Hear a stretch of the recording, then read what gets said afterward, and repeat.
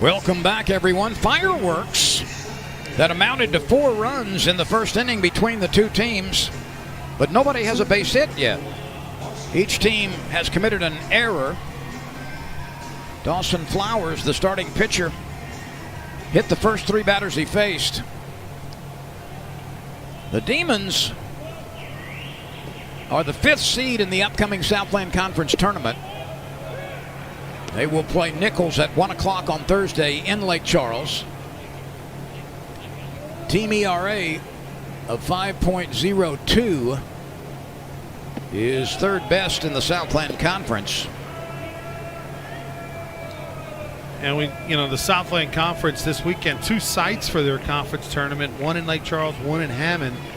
McNeese, the conference champion, hosting 4 teams, and of course the Demons there is one of them. And then Southeastern over in Hammond, the number 2 seed, hosting another 4-team tournament. And the winners will play each other next week for 2 out of 3 on the lower seeds home field. So I like that format. I do too. Campus sites on both sides, and then they will the highest seed will host the next 2 out of 3, and that will determine the Southland Conference Championship. All games available on ESPN Plus. For mid-major programs, I think it makes more sense to have the conference tournament on campus sites versus some neutral field where maybe it's a nice professional ballpark but not as many fans. There's going to be big crowds this weekend in Hammond and Lake Charles, and I think that's really neat because both of those teams, of course, are playing well. They're top 2 seeds, and their fans are going to reward those programs with giant crowds. Well, it also makes the regular season more meaningful because you're playing for literally a home court, so to speak.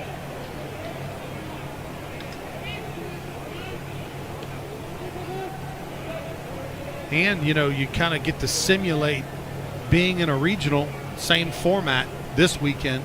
So whoever comes out of the Southland Conference as the winner will go into regional week kind of almost having a dress rehearsal 2 weeks earlier.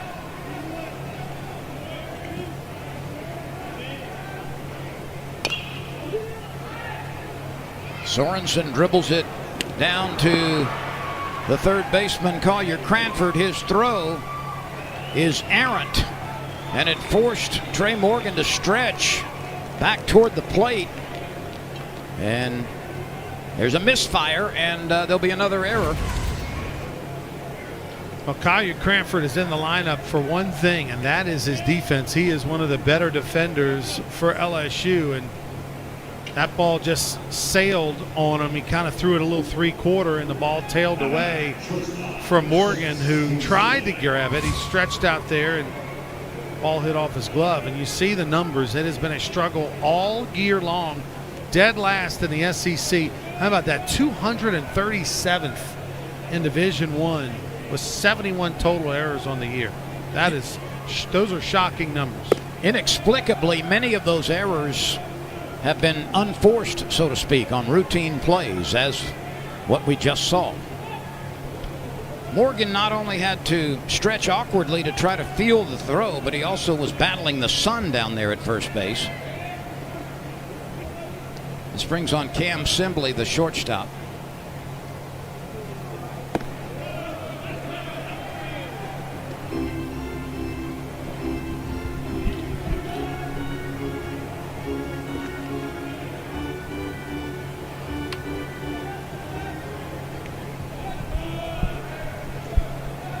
Two balls and no strikes, and Jay Johnson is going to stroll out and call for the infield to converge on the mound. You mentioned how it's been a strange year for LSU defensively, Lynn, and obviously the shortstop gets the focal point of that conversation. Everybody talks about Jordan Thompson because more balls are hit to short than any other position. Last year he fielded 938. This year he's fielding 883. That is a tremendous drop off for a guy who, as a true freshman, showed some really tremendous flashes of being outstanding last year. And this year, for whatever reason, even though he's put in the effort and the offense has been good, the fielding has struggled. And it seems like it's been contagious on that infield.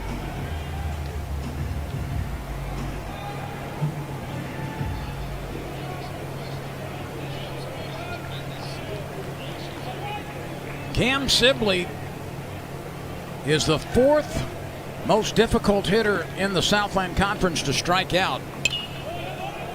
So he's a guy who puts the ball in play most of the time. He's only struck out about once in every 8.5 at-bats. You don't see this statistic very often. In 120 at-bats, he has 32 walks, 14 strikeouts. Sibley has a runner in scoring position. Dutton is warming up for the Tigers. 158 plate appearances for Sibley, and he's only punched out 14 times.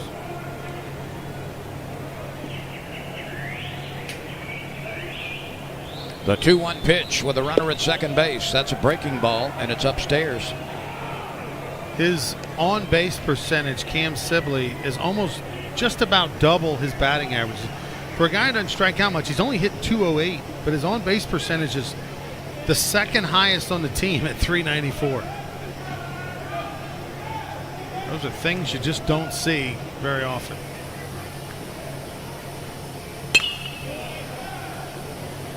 This is spanked out of play. A 3-ball, 2-strike count now with a runner at first base. It has been a very sloppy start for both sides.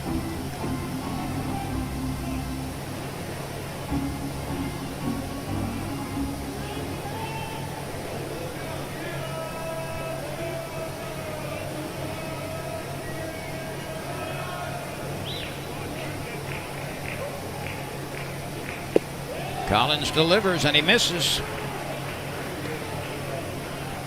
So a strikeout, an error, and a base on balls. Sibley has just drawn his 33rd walk, and that's the most on the ball club. So Ronnie, he gets on base even though his batting average is less than impressive. And here's Jake Hayes. Jake walked and scored in the first.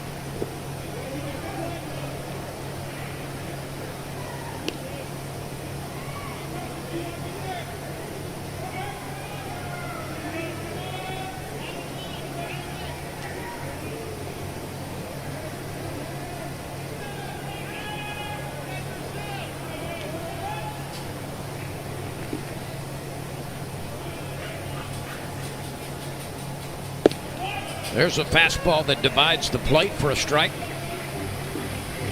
Life on it still, 92, down in the zone.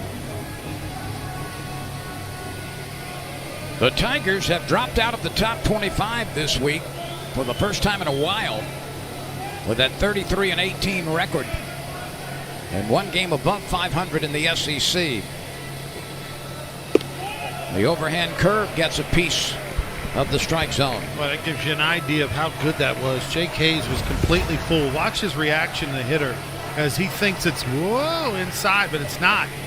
And then he kind of nods and said, yep. You got me. That was the yep, you got me. You fooled me. Jake Hayes has not hit into a ground ball double play this year. Runners at first and second. Hayes can't find the bender. But he has struck out now 27 times on the season, and that was a really good one. This was the extra curveball. 1-2 count down in the dirt. Very nice job that time by McManus, blocking it, not trying to pick it. Went down and blocked it. Here's Dante Stewart, who grounded out to Doty last time. He is first pitch swinging.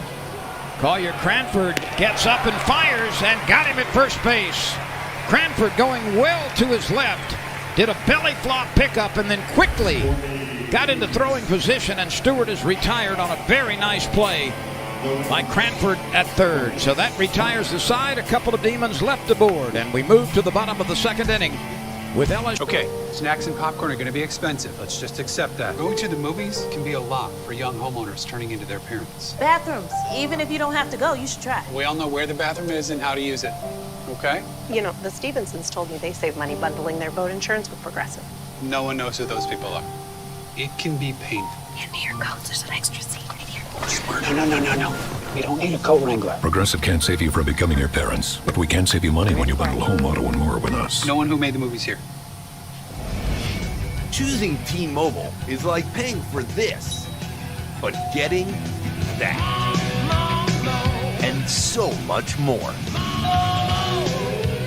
More 5G bars in more places.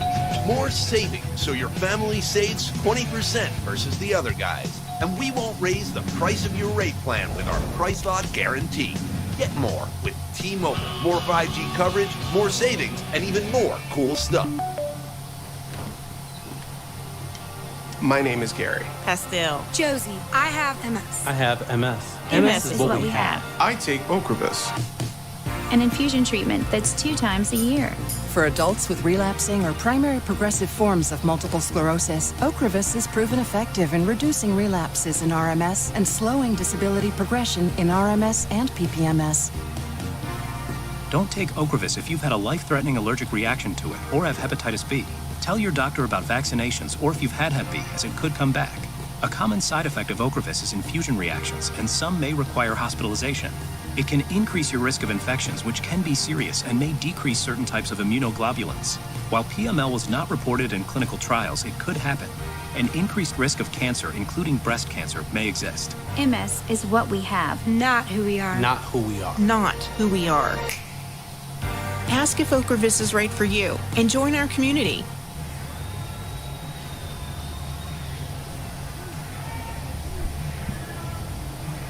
Three to 1, LSU leading. This will be the final regular season game in Alex Box Stadium, Skip Bertman Field. And Ryan Olcheway is the new pitcher out of Saskatoon, Canada. A 6'3", 180-pounder. You ever been there? I have. Saskatoon. I have not. Right near the middle part of Canada, kind of north of North Dakota, north of maybe Wyoming a little bit. Olcheway is making only his 3rd appearance. He's only thrown an inning in 2/3, and he's had no success so far. He misses to Josh Stevenson.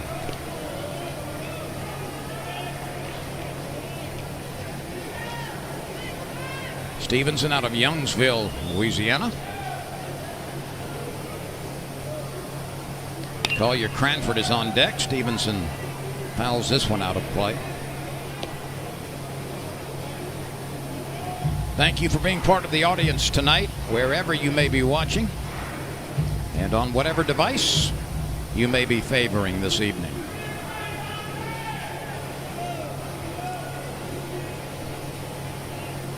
Olcheway brings it upstairs.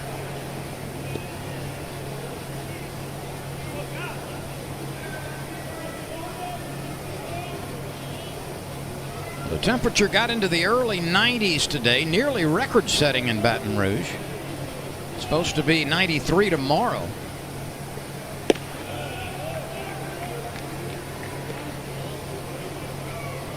And as odd as it seems, it's only about a month before the days are going to start getting shorter again.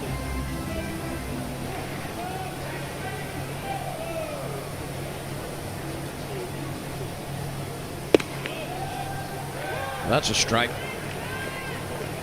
As you mentioned, Olcheway has not pitched much. It's only his 3rd appearance of the year. And I think we're going to see a lot of Northwestern State pitchers with those types of numbers, because clearly they're going to try to rest and save their frontline guys for Thursday, Friday, and Saturday over in Lake Charles. Try to keep their season alive. You got to win 4-team tournament, got to win to advance. And they're not going to take any chances of burning out any arms tonight.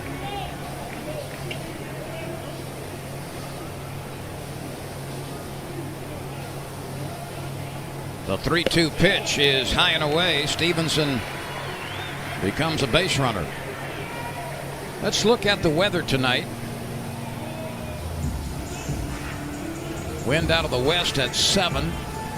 Mostly sunny. You see some clouds off against the blue. 88 degrees right now.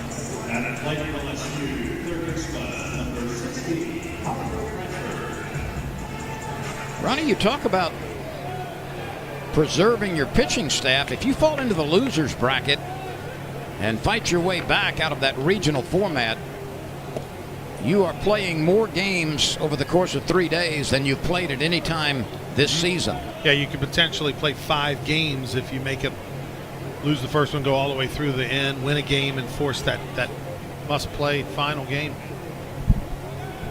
Here's Cranford batting for the first time. Collier hitting 136.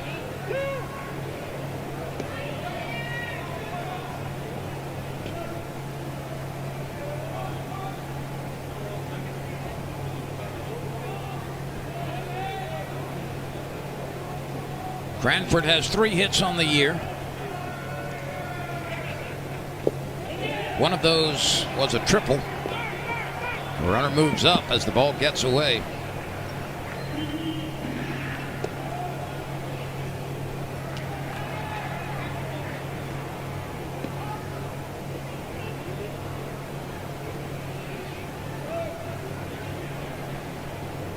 A wild pitch put Stevenson at second base.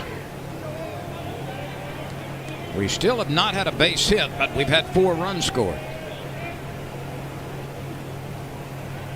LSU with 2 errors. Northwestern with 1. The bunt will move the runner easily. Cranford is thrown out by Jake Hayes at third base, but a very nice bunt to the left side. And Stevenson had no trouble strolling to third. Well, the last 2 plays by Cranford is why he's in the lineup. 1, to get the bunt down, he's a good bunter, and then 2, the play going out of the inning defensively, where he laid out to his left, got up and threw a strike. That's why he's in there with Berry out. They're going defense instead of offense to try to shore up some things. That's an interesting decision by Jay Johnson, because this team has been so offensive minded this year. 101. 4 batters have been hit in this game already. Pearson for the second time. The game started with LSU having been plunked 97 times, and it's all the way up to 101.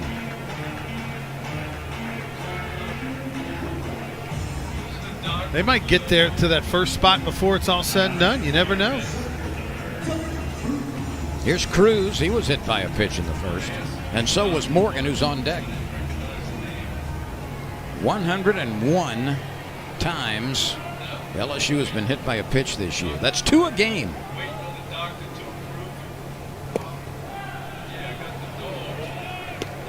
Ball 1 to Dylan Cruz.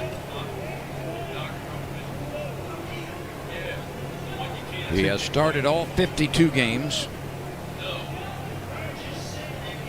LSU will finish with 55 in the regular season. Cruz rams one up the middle. It's the first base hit of the game. And Cruz collects the RBI, and LSU moves out in front 4-1. Finally a hit. All those runs on the board, and that's the very first hit of the ball game. It was just a fastball thigh high, and he drove it right back up the middle. Stevenson scored. Pearson stopped at second. And Cruz, who leads LSU with 69 base hits, has just garnered his 57th driven in. Here's Morgan. He's second on the team with 66 hits. He is first pitch swinging, and that will twist out of play on the left side.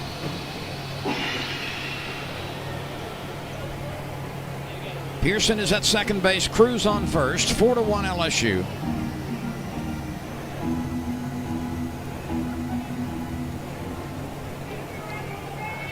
This game will not matter at all in terms of how these teams are positioned at the end of the year. But it would be victory number 34 for the Tigers, and victory number 26 for the Demons.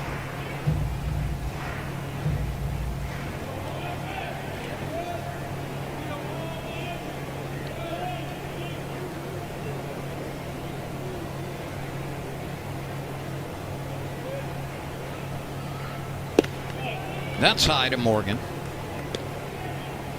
Morgan has been allowed to turn that right back pocket inside out tonight. Some umpires have made him put it the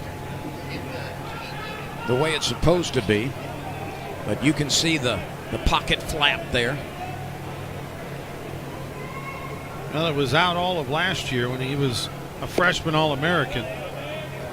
Some umpires have told him to put it in normal posture, because technically if a ball hits that pocket that's flapping there, that's considered hit by pitch. So it's not considered a normal uniform though. So that's why some umpires will tell him to put that pocket back the way it's supposed to be. Morgan lets that swing fly but can't find it. You know, Morgan this year, 5 home runs in 51 games. Last year, Lenny had 6 home runs, but in 63 games. The numbers are a little bit down, but still very good. Hitting .314 on the year. 41 RBI. That's only 1 off from what he did all last season. Runners on the move, and a line drive up the middle will score at least 1. Morgan delivers a sharp single up the middle. You could hang laundry on that liner. And Trey Morgan extends the lead as Pearson scored from second base and Cruz scampered to third. Boy, I mean, that ball was tattooed. It looked like a stream of milk just going right back up the middle at you. And that ball, I'd love to see what the exit velocity was on that one. That's got to be 107, 110, something big time. He's now 42 RBI on the year, same numbers he had a season ago, but 12 fewer games. Do you have the SEC numbers available to you on Morgan? And the reason I ask is last year he hit nearly 400 against SEC pitching as a freshman. We'll check that. Here's Cade Doty. Doty, the redshirt sophomore out of Denham Springs. McManus is on deck. Doty lifts this one out of play straight back. And by virtue of no ball hitting roof sound, evidently that made it all the way behind the grandstand and into the parking lot area.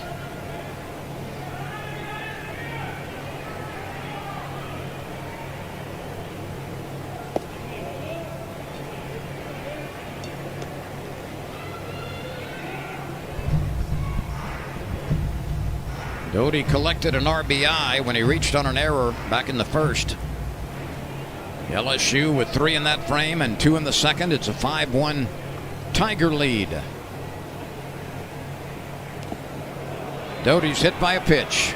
5 times already LSU has drawn a pitch from Flowers or Ochoa. Wow. Goodness gracious. It's 102 times now LSU has been plunked. There's going to be a line to get into the ice bathtub after the game. You know, the guy's just going, hey, when you're done, let me know. I got to get in there for the bruises. So far, no tempers have flared.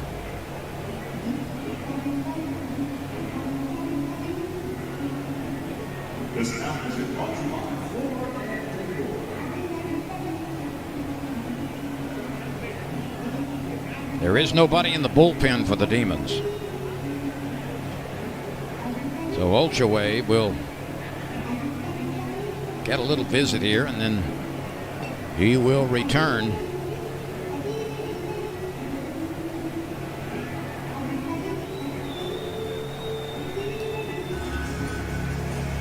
Now it appears that there's a little bit of stirring around in that bullpen on the left side.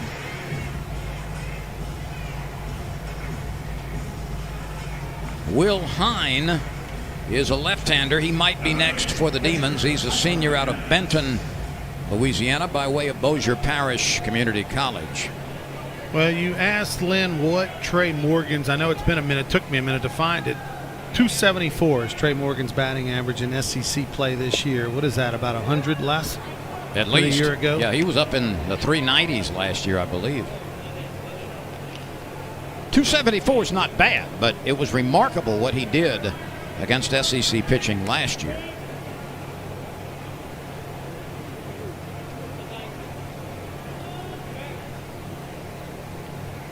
McManus swings and lifts it foul, out of play. 2 strikes.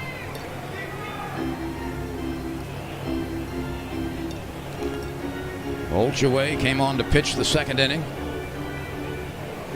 McManus is 1 for 6 this year with the bases loaded.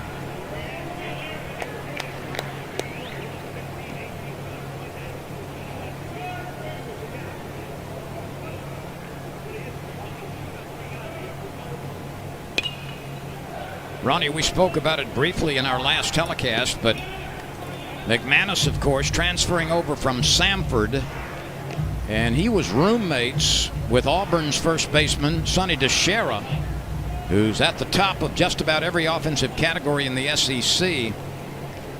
But DeShera hit 3rd for Samford last year. McManus hit 4th, and they were roommates in college.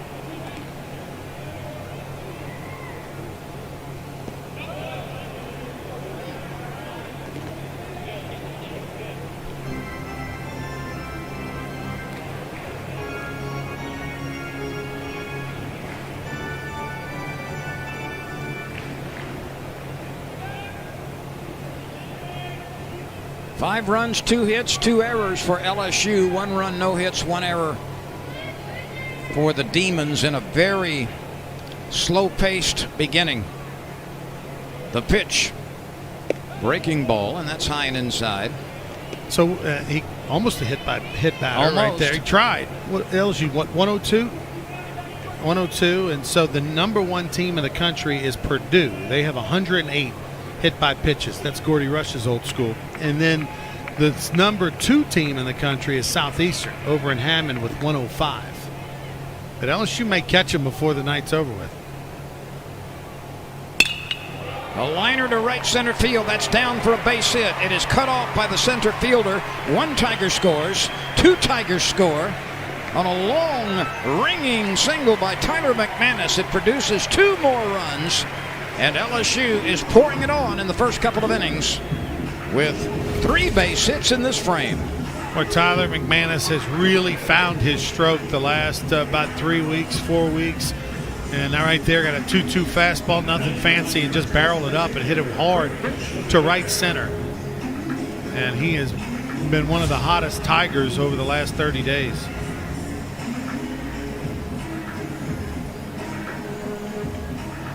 Well, a month ago, he was hitting .214. And he came into this game, McManus, hitting .288.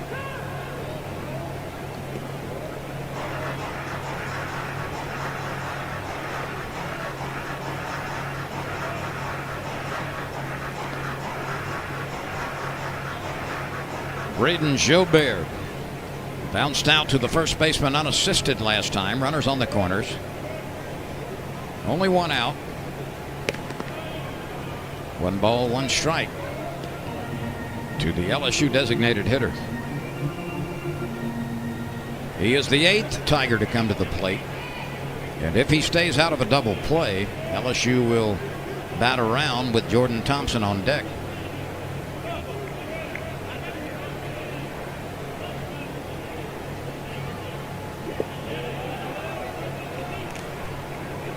Two balls and a strike. Bottom of the second inning, and we are an hour into it.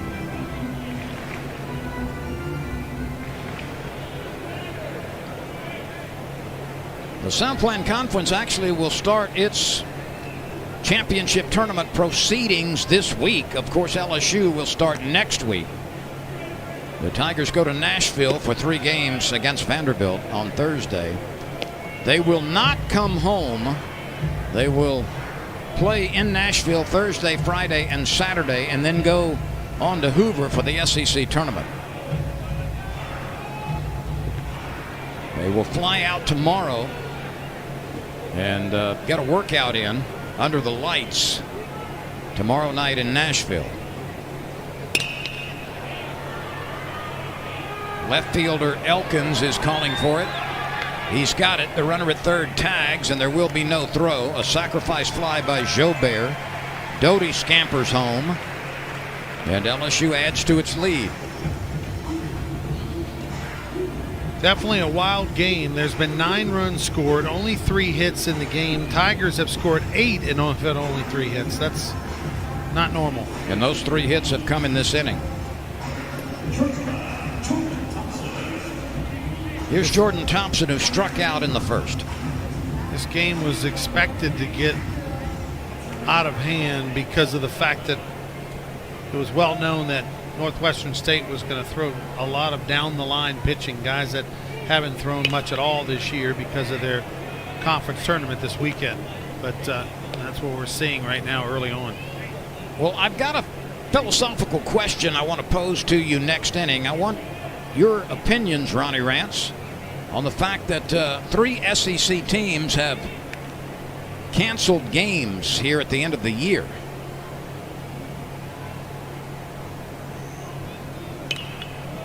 Missouri and Kansas won't play. Ole Miss and Arkansas State won't play. And Incarnate Word out of the Southland Conference was scheduled to play Texas A&M, and that game's not going to be held. Yeah, I think that's terrible. I can't believe that those schools are doing that. And it's going to be interesting to see if it's held against Texas A&M. They're the case that everybody's talking about because Texas A&M is a 20 RPI right now. They're on the bubble for hosting a regional. And they were taking on an Incarnate Word program that's RPI is in the high hundreds, almost 200. And if A&M, if they played the game, win or lose, their RPI was going to fall. Obviously, if you lose, it'd fall more than if you won. And so that says 2 things. One, there's a problem with the system where you get docked for playing a game, winning it, and your RPI falls. If anything, it should say the same. But agreed. But the thing is that that's just not the right thing to do. Agreed. I mean, LSU's RPI is going to fall tonight playing a Northwestern State team that's RPI's in the 200s. But it's one, you come to college to get an education and to play baseball, and you want to play games. And so if there's a game to be played, you play it, and it's also the right thing to do for both schools and for the fans and everybody that bought season tickets. And I'm surprised that Texas A&M did what they did, and will be interesting to see if the selection committee, if it comes into play, holds it against them. It also will be interesting to see if there's any new rules legislation that comes conference-wide or even from the NCAA. This is the first time that I've heard of it. Not to say it never happened before somewhere, but this is the first time that it's gotten all of this attention around the country, and it's negative attention. So based on that discussion that we both had, and I agree with you completely, we're not going to visit this next inning, right? I mean, I was going to hold that till next inning, but I kind of let the cat out of the bag. You just couldn't help yourself. Feel like a kid at Christmas. Didn't want to wait. You know, you're the open presents on Christmas Eve kind of guy. I mean, I'm not. Nuh-uh. I never did that. Mainly because I only had one and wanted to save it. And that was usually rotten potatoes or coal in the stocking. You know my best Christmas present ever? What was it? Was a Fred Lynn. Ooh, I had a baseball. Fred Lynn baseball? No. Glove. They had the glove? A Freddie Lynn glove. Back in the 60s. I've still got it. I think the first got it. The first wood bat I ever had was a Fred Lynn model with his name on the barrel. That's a foul ball. Did your family wrap the presents, or was the Santa's presents come unwrapped? No, we were a wrapper. Okay, because that's always a big discussion, debate Does Santa wrap the presents, or does Santa just put them out, all together? Well, sometimes it was in an A&P shopping bag, but A&P. I haven't heard of that one in a while. I think they were orange and brown was the colors of the I can't remember. Ooh, did he swing? He swung and it hit him. And that's going to be a strikeout. I've seen that in softball a few times, but I don't know if I've seen it in baseball. You've just seen it now, and it ends the inning. The Tigers bat around and get 5 on 3 base hits, and we move forward. It's 8-1.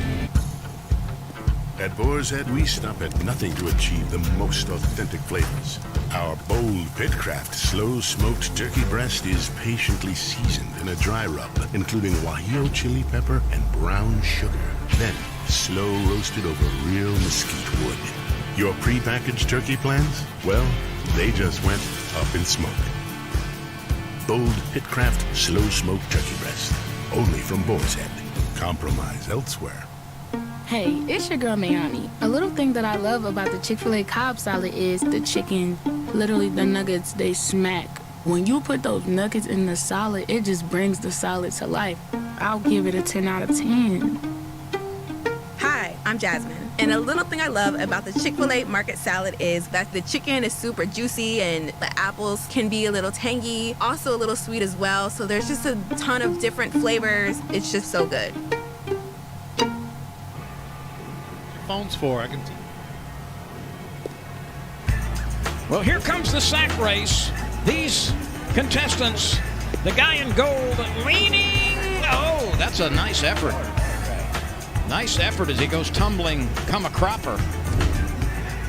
He looked like Rich Strike in the Kentucky Derby. Okay. I mean, he was not favored.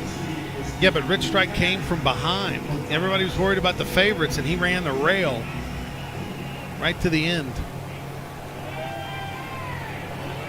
The favorite is ahead in this game. It's 8-1, LSU leading. Hayden Travinski is now catching for LSU. So Travinski replaces McManus, who delivered a base hit and a couple of runs driven in the second inning. He also had a first inning ground out for an RBI. So McManus leaves 1 for 2 with 3 driven in, and Travinski is catching.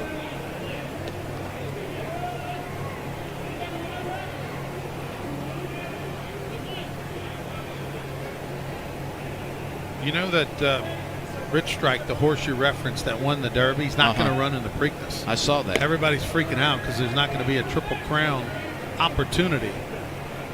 But he will run in the mile-and-a-half race. Yeah, the Belmont.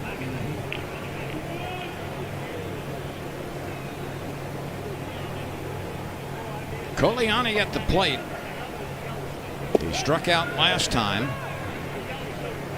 And Collins, after missing 3 times, finds the strike zone. Elkins and Willis will follow. We are in the Demon third. That's high, ball 4. And Collins has not been particularly sharp, with 3 walks now, 1 in each inning. And he's hit a batter. He has struck out 2. He has not allowed a base hit. Elkins was hit by a pitch in the first.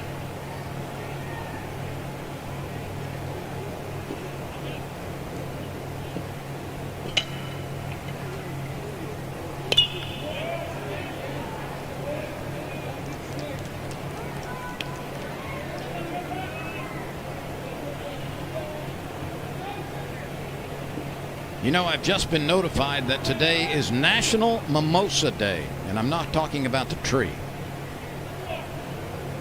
It's a pretty good day.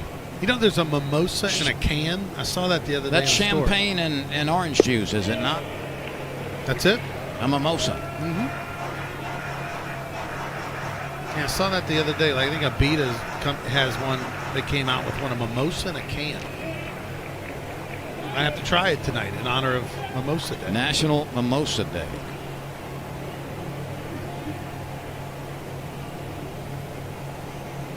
The 0-2 pitch is upstairs. I thought every Sunday brunch was National Mimosa Day. Did you see the video of the lady the other day over in England? She had so many mimosas at brunch. She dropped her jacket off the back of a booth and she bent over to get it, got stuck in the back of the booth upside down. They had to get like 3 people to get her out of the wall. I don't watch the same channels you do. Now, I only knew it was National Mimosa Day because there were 3 up in age, genteel Southern women who were parked under one of the oak trees.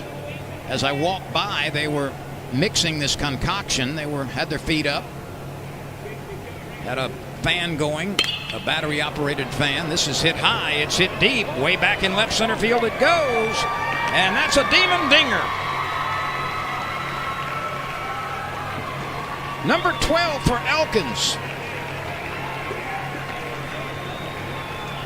Well, he and Bo Willis had a little friendly competition going. They both had 11 coming into the game, and that Elkins blast gives him 12 now to take the lead. And he sure got all of it. Belt tie fastball, and he knew he got it. It kind of gave the little old flip, and Elkins in his 5th year, only a junior, gave that one a ride. And LSU will make a pitching change as Samuel Dutton is first out of the bullpen for the Tigers. And we will step aside momentarily. It's 8-3. Choosing T-Mobile is like paying for this, but getting that. And so much more.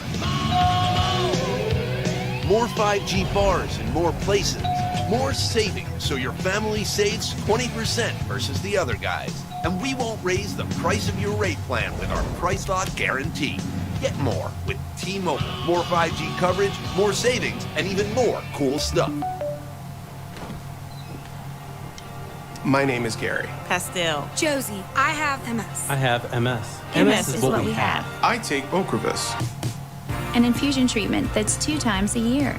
For adults with relapsing or primary progressive forms of multiple sclerosis, Ocrevus is proven effective in reducing relapses in RMS and slowing disability progression in RMS and PPMS.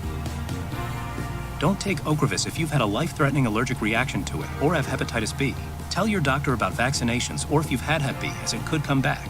A common side effect of Ocrevus is infusion reactions, and some may require hospitalization. It can increase your risk of infections, which can be serious and may decrease certain types of immunoglobulins. While PML was not reported in clinical trials, it could happen. An increased risk of cancer, including breast cancer, may exist. MS is what we have. Not who we are. Not who we are. Not who we are.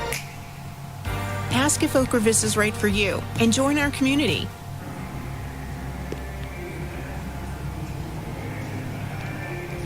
Here's the rookie right-hander out of Southside, Alabama, Samuel Dutton. Dutton has a 1-1 record. This is his 16th appearance, 2.94 ERA in 33 2/3 innings. He has not allowed a hit per inning, 29 in those 33, 25 strikeouts, 12 walks. Samuel Dutton, one of those guys that factors in the future to be a mainstay in the LSU rotation. Well, you know, an interesting situation for Dutton this past Sunday that everybody was talking about. He got the start in Game 3 against Ole Miss. He threw one pitch. He hung a breaking ball. A double was hit off the wall. And Jay Johnson made a pitching change to bring in Hasty, the left-hander. And the whole idea of starting Dutton on paper was so that Mike Bianco and the Ole Miss coaching staff would load the lineup with lefties to counter the righty starter. They put 5 lefties in there. And so they put Dutton on the mound, and then they thought they'd bring in Hasty to kind of trick him a little bit. Well, didn't work out necessarily for LSU, so Dutton only threw one pitch. He's got to get some work to get ready to possibly start on Saturday or at least be available in relief. Now you see Jacob Hasty, who did a nice job out of the bullpen. I would not be surprised if he wasn't one of your starting pitchers either Friday or Saturday in Nashville. Now there's Jacob Hasty in the middle of your picture, and he has really emerged the last month after just being idle because he couldn't throw strikes early in the season. Jacob Hasty, though, has suddenly become a very critical and important part of this LSU pitching rotation. Here's Bo Willis.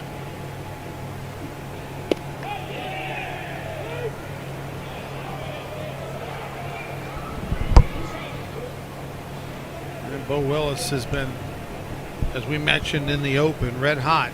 Picked up his batting average 50 points in the last few weeks. And he hits this one deep to center field. Cruz is backpedaling. He is near the dirt and makes the catch as he steps on the warning track. Bo Willis hit it about 390 feet, but to straightaway center field, and Cruz, who seems to improve defensively every game, was able to track that one down. That's the first out of the inning.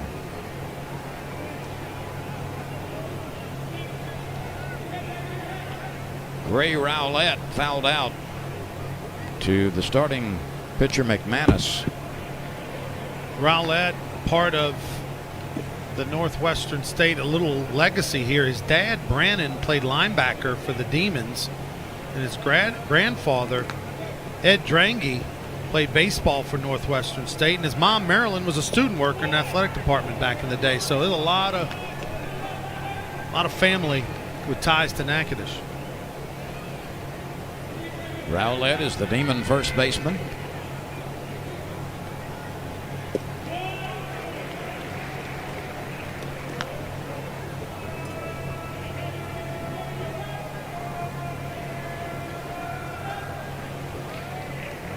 Rowlett out of Keller, Texas. 2 runs home on Jeffrey Elkins' long home run over the left center field wall. And 1 out on a deep fly ball by Bo Willis to the center fielder. 94 on that heater by Dutton. Of course, he's got a fresh arm. Only threw the 1 pitch in the last about 9 days. So he's probably chomping at the bit to get some work in. That's bounced up the middle for a base hit. 2 long hops and it skips through the infield, and Rowlett collects his first base hit. And the second one of the night for NSU. Yeah, 93 miles an hour, but you saw how the fastball, it wanted to hit the corner. Instead, it leaked back right over to the heart of the plate. And Rowlett made him pay for the mistake. Rowlett's a good-looking freshman player for the Demons.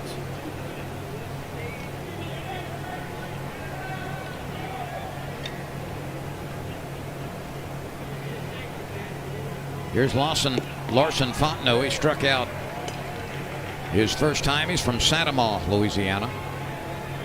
5 homers this year. He's driven in 29.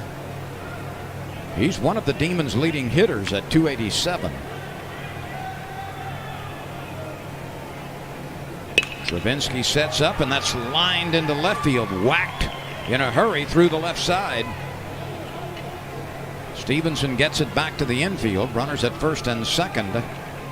And the Demons have come out here in the 3rd inning to produce a couple of runs and have a chance to get more. And Fontenot right there just was perfectly timed on that fastball. He had a good swing on it. Knew it was coming, even though it was up and in, he was able to get on top of it.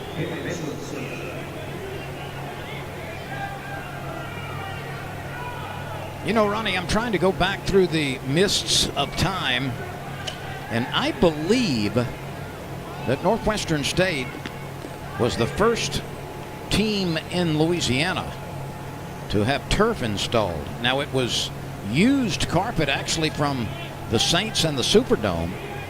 But years and years ago, the infield was carpeted with the used carpet from the Superdome. Yeah, that was back in the 80s, right?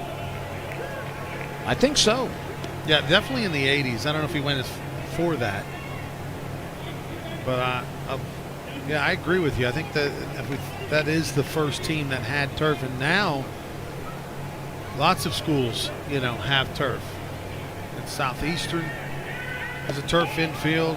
Nichols has turf. McNeese has turf. Now LSU's actually going to play in the turf this weekend. They're going to play up in Tulane, of course, has turf as well. But LSU will play up in Nashville, and Vandy's whole field is turf, not just the infield. A breaking ball slides wide to Balin Sorensen. He's out of Rayville, Louisiana, up in the northeast part of the state. Sorensen reached on Cranford's error in the second inning. That's that upper part of the strike zone strike. LSU actually is partially turfed. All of the foul territory here at Alex Box Stadium is the fake stuff. Even though it blends in nicely and looks very natural, that's artificial.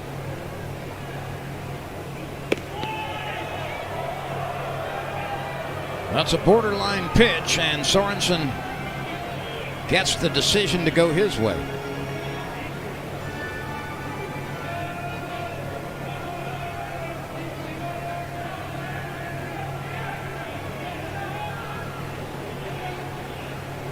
The 3-2 pitch.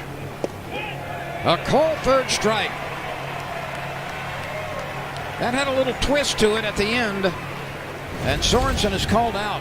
Yeah, Sorensen batting only 177, and I can assure you when it was 3-2, he was not expecting a breaking ball. He thought he was going to get the heater.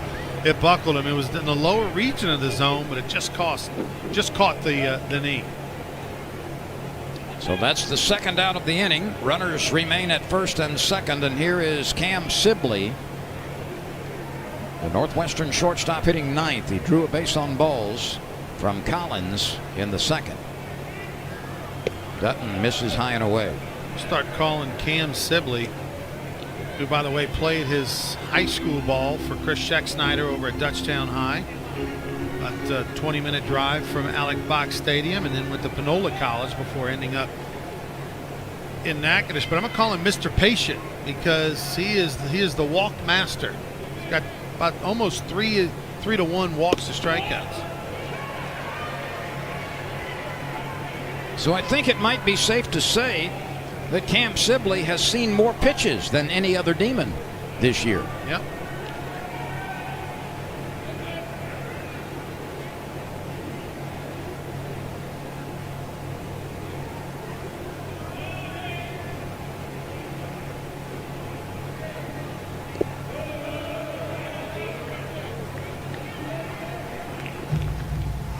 Northwestern got one in the first.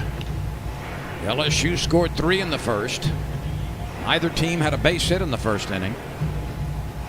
LSU romped for 5 runs on 3 hits in the second inning. And the Demons followed a walk to Coliani with an Elkins home run to get 2 runs in the third. And we are coming up on nearly an hour and a half in the top of the third inning. 11 runs, 6 hits between the teams, and 3 errors. And 6 hit batsmen, too. Yep.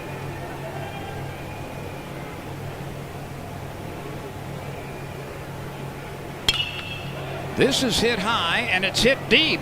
Pearson backs up. He's at the wall. He leaps. He can't get it. It's a home run for Cam Sibley. It's his 3rd of the year. And Cam Sibley measured that one into the right field bleachers. The Demons have provided a couple of home runs here in this inning to account for 5 runs. Boy, that's got to be a thrill for Cam Sibley with all his friends and family in attendance here. He got all of this one. I mean, that ball's not hit like a guy who only hit 2 home runs on the year. He knew he got it. That's about 5 rows deep in the right field. He gives a little point to his friends and fam in the stands. So a 2-run homer by Elkins, a 1 better than that home run by Cam Sibley. 5 in the inning, and we've got an 8-6 game. Dutton recovers, slings it over to first base. Hayes and Northwestern State are retired in the third. 2 home runs in the inning. We will leave you for a moment with the Jeffrey Elkins home run deep over the left center field wall. That was the first of 2 in the frame. And after 2.5. At Metro by T-Mobile, you can live stream with 5G and share how you're conquering the cook-off. Upgrade to 1 line of unlimited 5G for just $40, period. Taxes and fees included. Save more with unlimited 5G, only at Metro. Like pulsing electric shocks, sharp stabbing pains, or an intense burning sensation. What is this nightmare? It's how some people describe shingles, a painful blistering rash that can interrupt your life for weeks. Forget social events and weekend getaways. If you've had chickenpox, the virus that causes shingles is already inside of you. If you're 50 years or older, ask your doctor or pharmacist about shingles.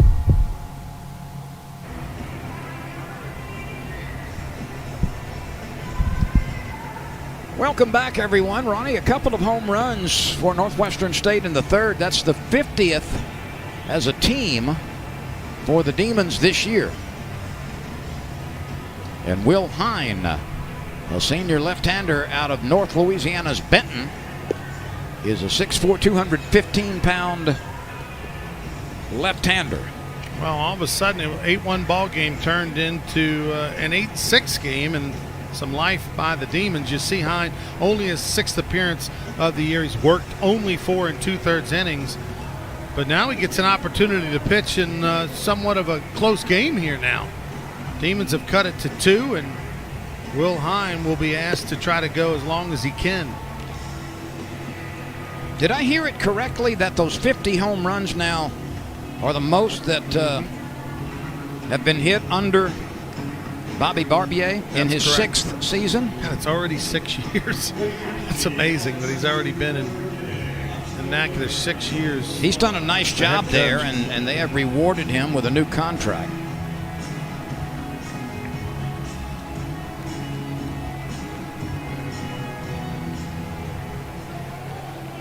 Gervais is loosening up in the LSU bullpen. Josh Stevenson waves at the first one. You know, Will Hine in the media guide under personal, Lynn, his life ambition, and you should take note of this, Lynn. His life ambition is to live every day to the fullest and be positive. We all should take a little Will Hine with us in the morning. What makes you think I don't?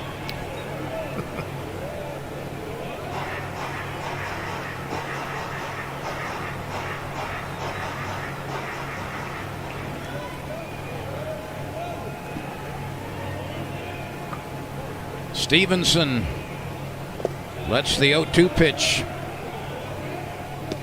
go, and that's 1-2.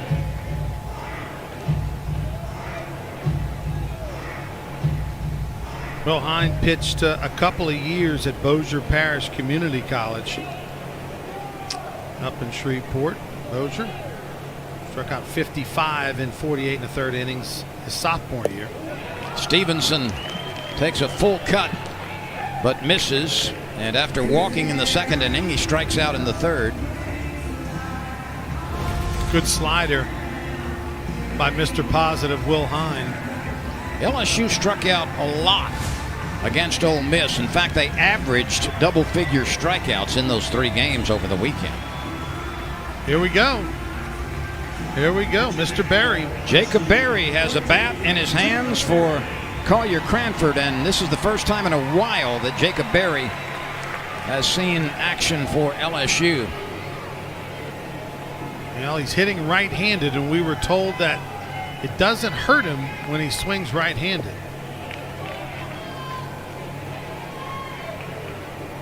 Now, Jacob Berry, before the injury, led the SEC in hitting in SEC games, batting average in the 390s, which is amazing.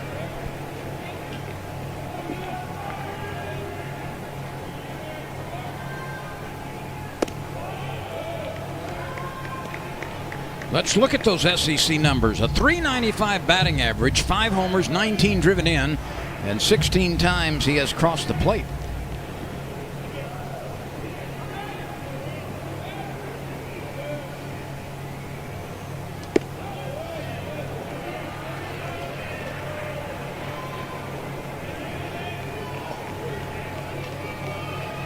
Berry last played on May 6th at Alabama.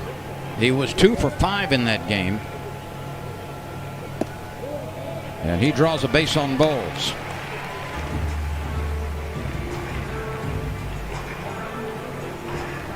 So it will be interesting to see if Berry returns to his third base defensive position. Berry now has reached base safely 29 straight games. That's a team high. Well, that was, good for Berry to see some live pitching, get in there and get some timing down and see if I don't know if they're going to keep him in the game or, probably not, I guess. He's still at first base, though. Yeah, but I can't imagine he's going to stay in the game defensively unless we saw the bandage on his throwing hand. It doesn't make sense that he would be able to throw the ball, but nonetheless, good for him to get dust the cobwebs off and some game action. And he's got that protective device on his right hand. I would think if he weren't going to stay in the game defensively, they would pinch run for him. There he moves up on the wild pitch. That ball almost hit Pearson. He's been hit twice already.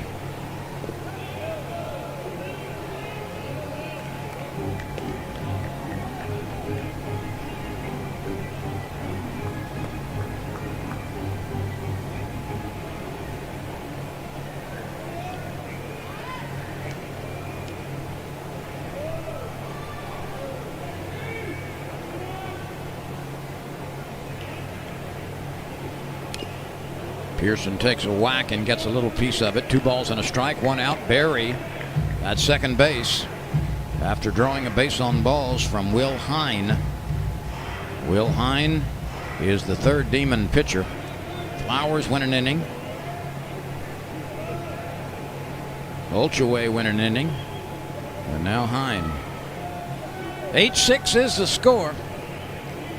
Northwestern actually has more base hits than LSU at 4-3.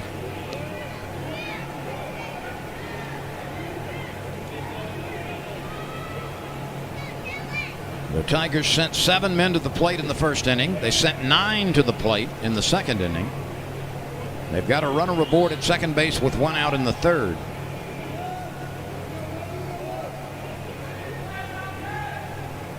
Pearson waits for the 3-1 pitch.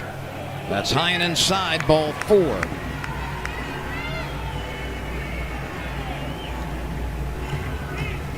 Hine has walked 2 batters here in the third inning after striking out Stevenson. Now Josh Pearson has reached base 3 times and hasn't hardly swung the bat. He's been hit twice and drew a walk. But that's good for the Tigers because they've got the guy they want at the plate, their best hitter. Dylan Cruz has been hit by a pitch, and he scored in the first. He had an RBI single and scored in the second. Let me correct that. Best healthy hitter.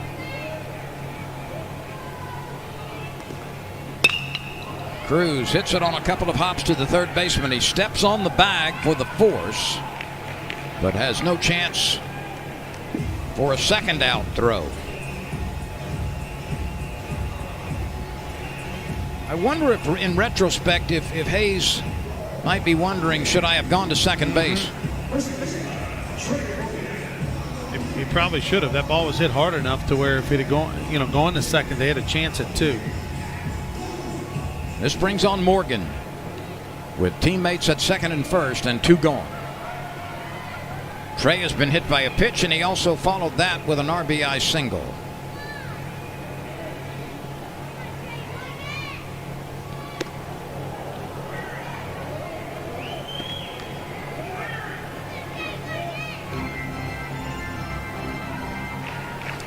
LSU is seeking its 34th win of the year.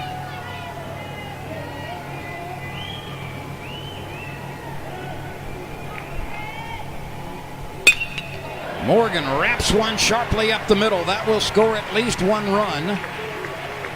And Trey Morgan, like he did last time, hits a streamer into center field for a base hit. Pearson scores from second. Cruz stops at second. Boy, Morgan, that's the second hit tonight. They both kind of looked very similar. I mean, just bullets right back up the middle. That one was a little closer to the ground, but he is seeing it well and swinging a very hot stick. We showed you that in the open, how I think he's kind of getting used to playing with that thing. You know, at first the brace on his knee was a little bulky, and it just takes him getting used to, but it has not slowed him down the last couple of weeks.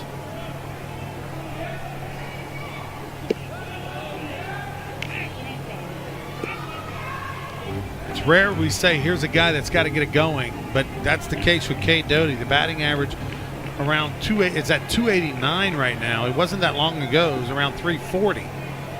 And he has been so good over the last couple of seasons for LSU, particularly in clutch moments. But even more so with Barry not 100%, not in the lineup fully, they need Cade Doughty to get things turned around offensively. If you just joined us, Jacob Berry did get an at-bat. Earlier in the inning, he drew a base on balls and was eventually forced at third. So we will see if he stays in the game at third base. He pinch hit for Cranford. That was a little cutter by Hine. That was a good one, too. It was hard, 84.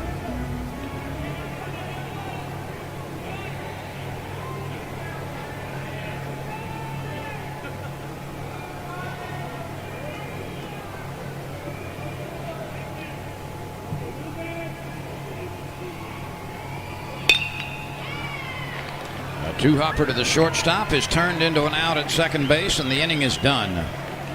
But Trey Morgan sends a sizzler back from whence it came and drives in Pearson. The Tigers have scored in their first 3 innings and lead it 9-6 over the Northwestern Demon. My name is Gary. Pastel. Josie, I have MS. I have MS. MS is what we have. I take Ocrevus. An infusion treatment that's 2 times a year. For adults with relapsing or primary progressive forms of multiple sclerosis, Ocrevus is proven effective in reducing relapses in RMS and slowing disability progression in RMS and PPMS.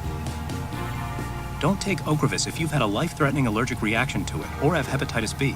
Tell your doctor about vaccinations or if you've had Hep B, as it could come back. A common side effect of Ocrevus is infusion reactions, and some may require hospitalization. It can increase your risk of infections, which can be serious and may decrease certain types of immunoglobulins. While PML was not reported in clinical trials, it could happen. An increased risk of cancer, including breast cancer, may exist. MS is what we have. Not who we are. Not who we are. Not who we are. Ask if Ocrevus is right for you and join our community. At Boar's Head, we stop at nothing to achieve the most authentic flavors. Our bold Pitcraft slow-smoked turkey breast is patiently seasoned in a dry rub, including Guajillo chili pepper and brown sugar. Then, slow roasted over real mesquite wood. Your pre-packaged turkey plans? Well, they just went up in smoke.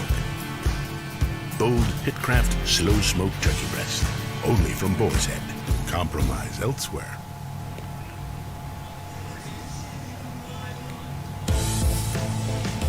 LSU has made a couple of defensive changes in a 9-6 game. The Tigers are leading Northwestern State. Paul Gervais is the new pitcher. Gervais out of North Carolina, 6'10", lean as a Lance right-hander. 2-1 record, an ERA of 2.43, 29 2/3 innings, 44 strikeouts. He's only allowed 14 hits. And he has walked 11. And I doubt Gervais will throw more than an inning here. Do you? I think this is just get some work in. It's also a good shutdown point for LSU to try to put a 0 on the board. LSU's playing on Thursday this week, and it being Tuesday, I can't imagine they're going to want him to throw more than 1. New third baseman, Drew Bianco, in there. So Barry got to bat and run, but obviously with the bandage still in his throwing hand, Drew Bianco's in the game for him.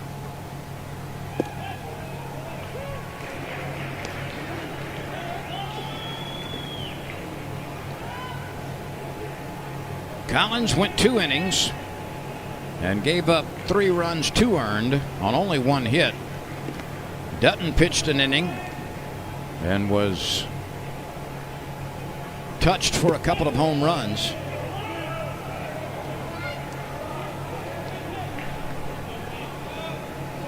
Actually, Collins gave up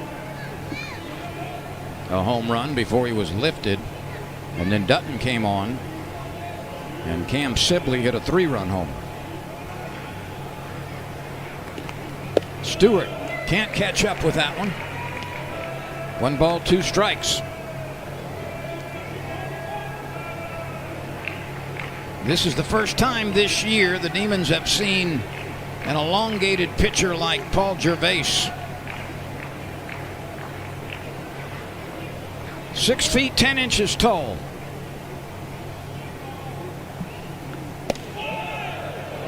That's a little bit wide. It's off the outside corner. There is a wind blowing towards center field. As darkness descends, and there you see Old Glory and her teammates.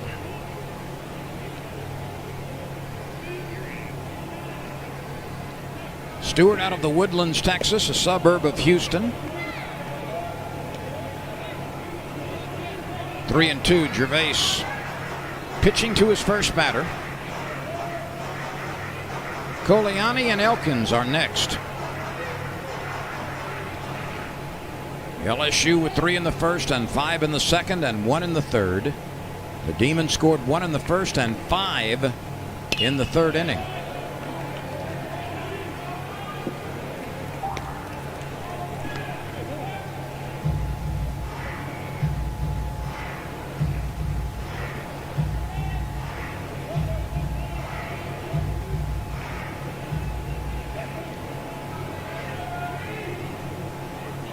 Now, where would LSU bullpen be without Gervais? He has been sensational this year. And the 6'10" righty. It says 92 on the gun, and you see it there on the screen, but that does not tell you the whole story. Coming out of that 6'10" frame with the long reach, and it just gets on you as a hitter just faster than it does out of some other pitcher's hand that might be 6 foot tall. Coliani walked ahead of the Elkins home run in the third. He struck out in the first. He's first pitch swinging and lifts it out of play.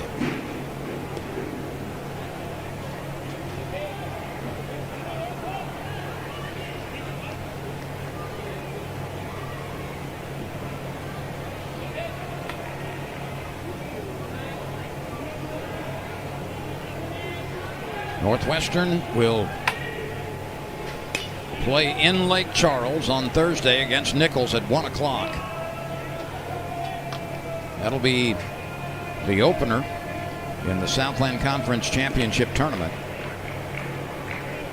And that's only half of the story. The other half will be played in Hammond. The 2 teams that survive the Lake Charles quote regional and the Hammond quote regional will meet the following weekend at the highest seeds field in a 2 out of 3 series to determine the Southland Conference Tournament Championship.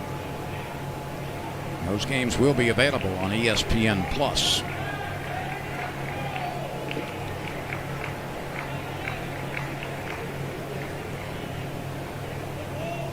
The 0-2 pitch to Coliani. That missed by a whisker.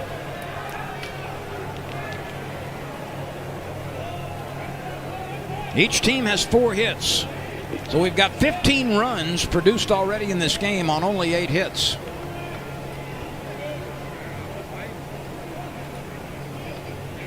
The 1-2. Misses outside. Ronnie, I've got a Major League Baseball bulletin. The Houston Astros have just set a record tonight. Okay. They had 5 home runs in 1 inning against the same pitcher. My goodness. They are playing Boston. That's hard to do for so many reasons. 5 homers in an inning is an unbelievably rare feat, but even more so It came off of the same pitcher. I guess Boston just didn't want to get anybody else in there. I got to believe if I was the pitcher after the third one, I might have to call the coach out to the mound. Like, hey, it's just something's not working tonight, coach. It's 13-4. The Astros are leading in the 6th inning. 5 home runs in the same inning against the same pitcher by Houston against Boston. That's the first time it's ever occurred in Major League Baseball history. I'm guessing whoever it was hit off of is really good. That the fact that they left him out there for 5. That pitch down and away, and right, it's a pitcher's pitch. So Gervais has fanned Stewart and Coliani. And here comes Elkins, who's been hit by a pitch. And last time, he hit one out of the ballpark in deep left center field. His 12th home run of the year. He now holds Demon leadership in that category. And this time, he drops a single into center field. So Elkins has been aboard 3 times. He was hit by a pitch in the first.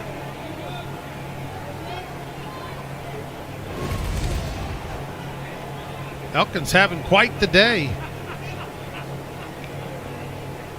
Homer and then a sizzling liner. With 2 outs, it brings up the DH Bo Willis, who's over 2. Willis hit the ball to the warning track in center field last time.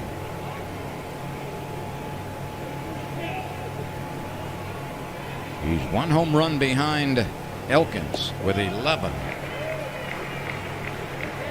Willis out of Magnolia, Texas. The outfield plays him slightly to the opposite side, maybe 2 or 3 steps, and a few steps deeper than normal.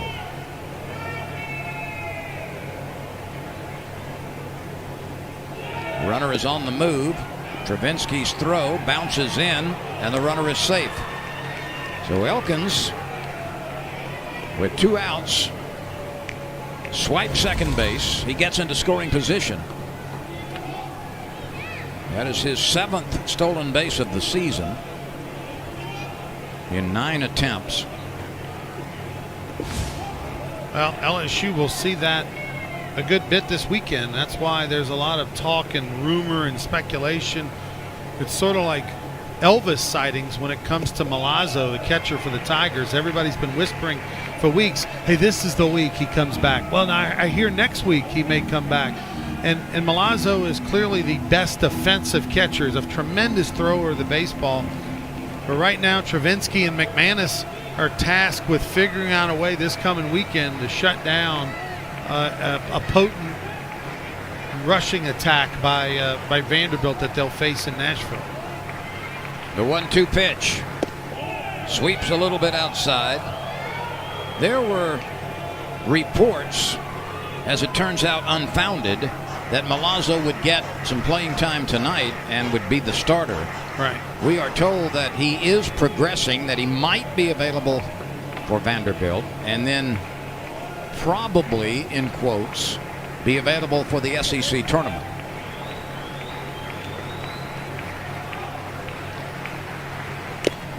Then again, we've heard that on a couple of occasions this year, so we shall see. But he is making progress.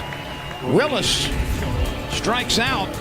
It's the 3rd strikeout for Paul Gervais coming out of the bullpen in the 4th. And we move forward with LSU out in front of Northwestern State 9. At Boar's Head, we stop at nothing to achieve the most authentic flavors. Our bold Pitcraft slow-smoked turkey breast is patiently seasoned in a dry rub, including Guajillo chili pepper and brown sugar. Then, slow roasted over real mesquite wood.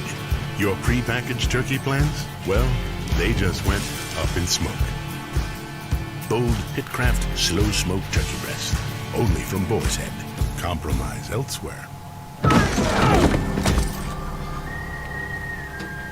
Making friends again, Billy? I like to keep my enemies close. Guys, excuse me. I didn't quite get that. I'm hard of hearing. Oh, hey, don't forget about the tense music, too.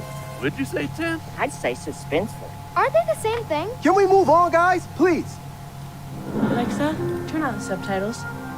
And dim the lights. Okay, dimming the lights. Like pulsing electric shocks, sharp stabbing pains, or an intense burning sensation. What is this nightmare? It's how some people describe shingles, a painful blistering rash that can interrupt your life for weeks. Forget social events and weekend getaways. If you've had chickenpox, the virus that causes shingles is already in sight of you. If you're 50 years or older, ask your doctor or pharmacist about shingles.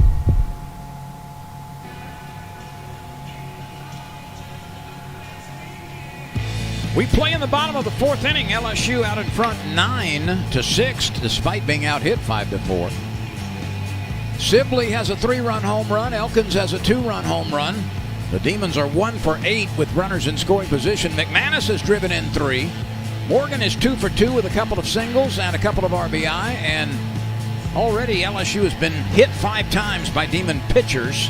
There have also been 3 walks. So that's 8 courtesy runners, if you will. And Donovan Onutka, a senior out of Natchitoches, becomes the 3rd reliever. Flowers started, Olchene, and then Hine, and now Onutka. 1-3 record, a 9+ ERA, 19 1/3 innings, 20 hits, 17 walks. That's been a big problem. And 14 strikeouts. Here's Hayden Travinski batting for the first time. He came into the game for McManus in the top of the inning. Been a strange year for Onutka, Lynn. You know, he's only got one. He's 1-3 on the year. He's got 10 appearances. He's had 4 starts, but the ERA is high in the 9s. And this is a guy in 2022 was a preseason All Southland Conference second-team starting pitcher. So, has not been the year that he had hoped for. Made 16 appearances with 7 starts a year ago.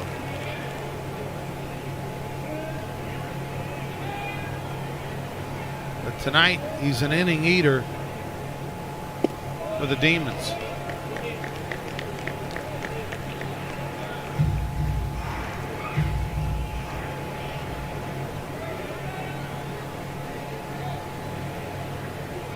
Travinski chops one to the left side. That's a foul ball off of the batter. Tonight's action coming your way on the SEC ESPN Network. Ronnie Rance and Lynn Rollins, delighted to be with you. And Ronnie, this is an appropriate time for us to publicly recognize the crew of 21 that comes out every night during the course of a 9-month sports season with LSU-produced television. Ooh, that's plucked very nicely by the first baseman Rowlett on a challenging throw from the shortstop Cam Sibley. Good stretch, good pick. That was well done. Watch right here, ball high chopper. Sibley spikes it a little bit, and Rowlett shows some limberness over there for the big fella. That's his best imitation of Trey Morgan. But our guys and gals, 21 strong, starting with soccer and volleyball and women's basketball and men's basketball and gymnastics and softball and baseball, and providing much material to the SEC Network and ESPN, and originating 50 or so broadcasts every season for the 8th straight year now. They deserve a great deal of credit. This ball is crushed. Way back it goes. Did it get over the wall? Yes, it did. It bounced back in the field of play, but it is a home run for Braden Jobert. You can pucker up and kiss that baby goodbye. And it's been a while since Braden Jobert has taken all 4 bases on one swing. Well, that's got to feel good for Braden Jobert. He got hit in the first inning when he was just sitting around the dugout watching Northwestern State hit. Then he hits a foul ball off his ankle. So it's been a rough night, but that one felt good. He got all of it. A liner. This wasn't your big towering homer. This is one that just gets over the fence, but it was hit hard. Right off the back of the fence. That chain link fence is maybe about 2 feet or so behind the wall. His last home run was back on April 23rd. It's been 3 weeks. That came against Missouri. Home run number 13, a baker's dozen for Braden Jobert. Tigers could really benefit if Jobert can find the power stroke that he had going so well in the first month of the season. Well, they need all hands on deck, right? While they're waiting for Superman Jacob Berry to come back. There's a nice hit by Thompson. Jobert, the former Delgado Dolphin, that had to feel good. You know, maybe that'll get him back going. And speaking of Delgado, they're here. Always recruits a lot of their players and follows them. Well, one of the teams that they're facing is Eastern Oklahoma at 4 o'clock on Friday. And Eastern Oklahoma has an LSU signee who's their #1 starter, a big-time arm, Nate Ackenhausen. He's going to pitch against them this week. Here's Josh Stevenson. He has walked and struck out. He also has scored a run. Jordan Thompson followed a couple of strikeouts with a slasher single to left field. A run in on Braden Jobert's 13th home run of the season. Onutka leans over. Comes to the belt and brings it. That's a high strike, a breaking pitch. The wind is blowing out towards center and right center right now with a little more oomph than we've seen earlier. Yeah, that's quite the wind.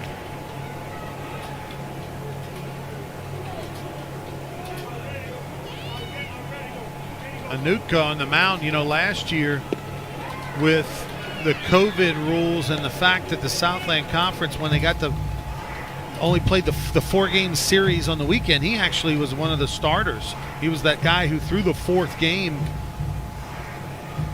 And at the start of the year, he went 17 1/3 scoreless innings. So it's been an amazing year from one to the next. He was a guy last year for the Demons on the come up, and that's why he was a preseason second-team All-Southland Conference selection going into this year, but it just hasn't come together for him.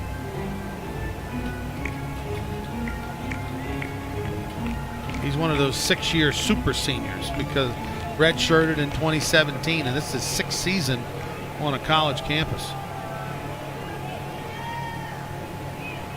Stevenson is facing the 2-2 pitch. The runner is on the move.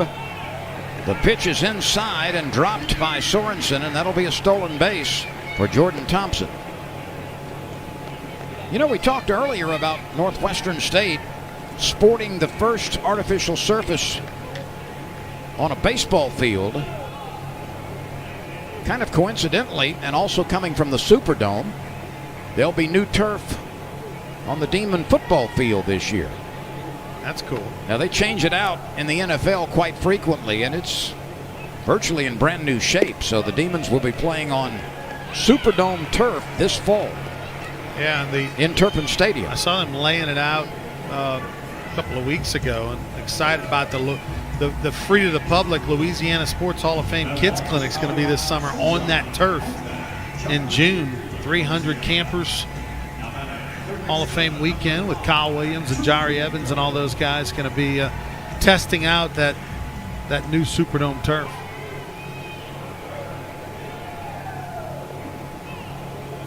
Here's Drew Bianco batting for the first time.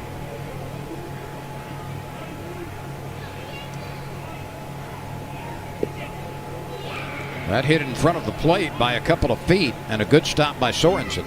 You know, this past Sunday they had senior day. They held the guys that all graduated, guys who've been here, and Drew Bianco got honored along with many of his teammates.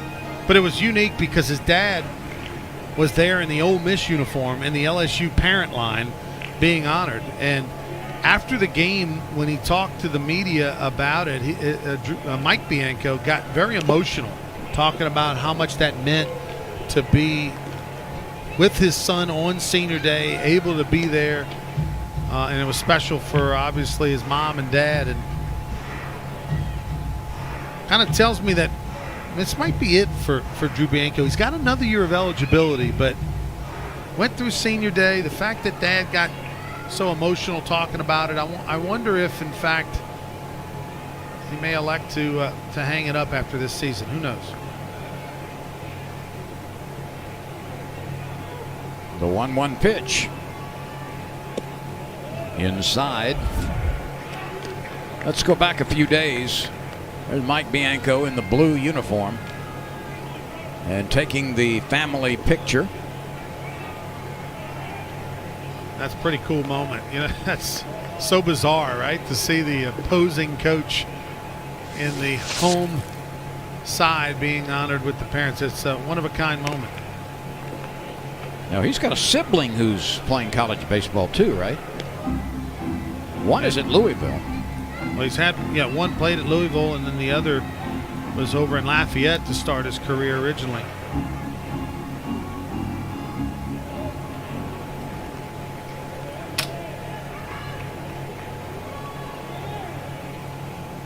The 2-2 to Drew Bianco.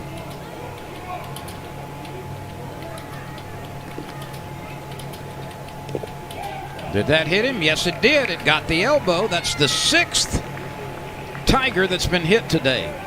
So LSU is up to what, 103 now? LSU came into the game having been hit 97 times, and that total is 103 now. They've actually, he kind of left that elbow out there. The interpretation could go either way. But, they actually have been hit 104 times because Jordan Thompson struck out getting hit by a pitch. But it doesn't count. Right. He swung. But he got hit more than Drew Bianco got hit, and he struck out. Now, that's the conversation that Coach Barbier's having, is they're going to take a look at it because they feel like he left that elbow, threw that elbow out there, and they may have something here. There's some gray area in the interpretation. It's a difficult call. Essentially, did the ball strike the batter or did the batter strike the ball? If the batter strikes the ball, then it's ruled a no hit by pitch.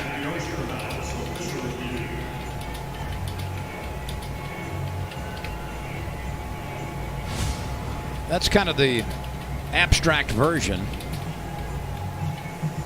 But did the batter initiate the contact and move into the pitch, or did the pitch move into the batter? And where it gets difficult to interpret is what we've just seen, where the batter didn't move. Does he stick the elbow out there? I don't think so.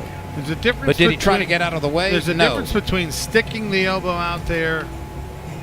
I don't think he stuck the elbow out. I think he stuck it. Well, I think they're gonna put him back in the batter's box. I think that's a normal arm movement with a pitch coming.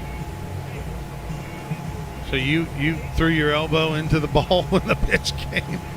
Your arms go up and back. They don't go out towards the plate. Now look, I've been right in every argument tonight. Plus, I've agreed with you.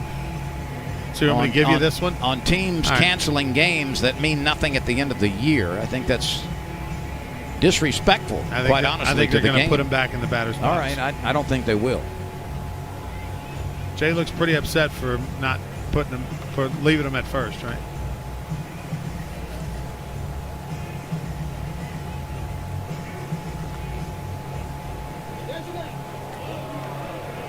I told you. They were both wrong.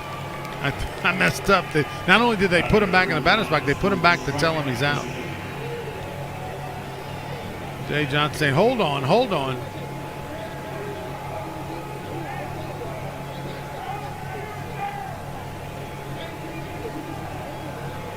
So I'd like to know what the official explanation is. I mean, that wasn't ruled a strike.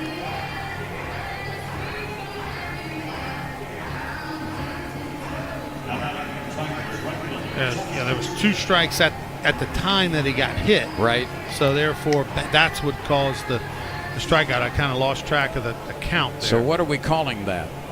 A strikeout? Okay. Yep. Now, is it a backward K or a forward K? I don't know that part.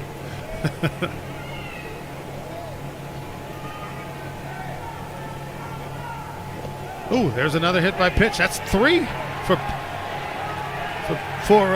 Pearson. Oh, that got him, I thought. I thought it did too. I mean, they're going to have to go review it again. They're going to burn a path to that review machine. They're still hitting LSU players. I've always passed along a little secret. There are peanut butter crackers and Cokes and such. Ooh, I don't think it did get him.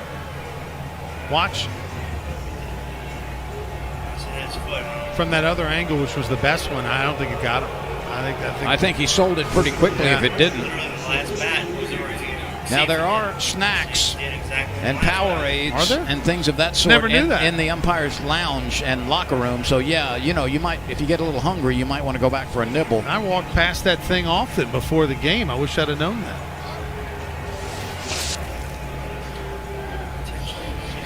Hit by pitch rules. Intentionally moving to get hit is automatically a strike. So that's what they evidently ruled against Bianco, although I don't quite agree with it. If a batter freezes inside the batter's box, he is awarded first base. In other words, if you can't react. If a batter freezes outside the batter's box, he's given a strike. And it cannot be argued, but you can use the video review challenge, and that's what occurred with Bianco So at the it could plate. have either been a freeze outside the box because the elbow was definitely outside the box, or they deemed he, made the direction towards the ball. Now the call on the field was hit by a pitch. Either way, Drew was called out, and then now we've got to look at Pearson. I think the question is whether it hit him or not, and I don't think it did, but we were talking about Drew Bianco earlier. His brother Ben is having quite the season, by the way, at Louisville, I might add, Lynn. In his senior year, hit 280 with 11 homers up there in Louisville. Good for him.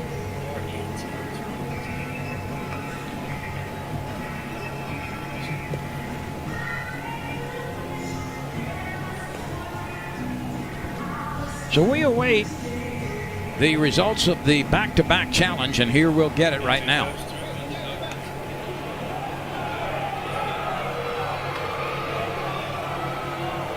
He will return to the plate. Will Josh Pearson. So Jay Johnson calling a timeout, which I don't know if we keep records of offensive timeouts, but they've set a new one this year. LSU baseball has for sure. So calls timeout to have a conversation with Pearson. Probably one of the questions will be, hey, did you get hit by that ball? No, Coach, I didn't. Okay, well, let's talk about the pitcher.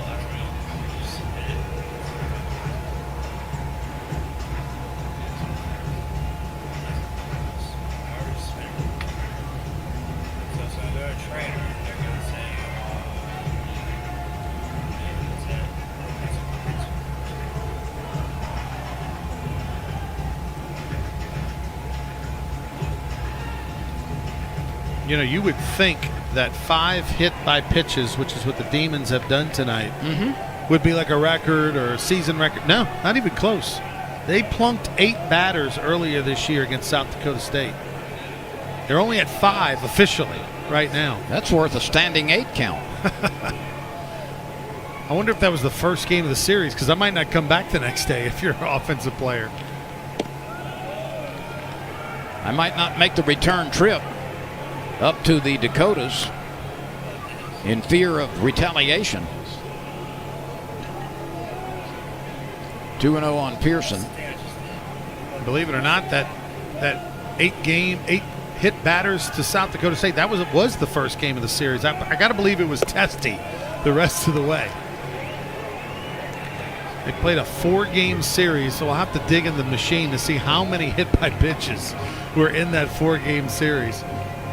South Dakota may not want to ever come back to play Natchitoches again.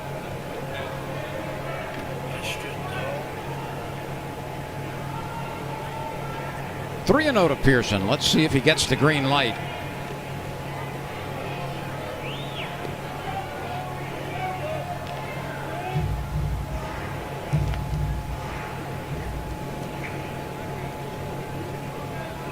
Six runs, 5 hits, and an error for the Demons. 10 runs, 6 hits, and 2 errors for LSU.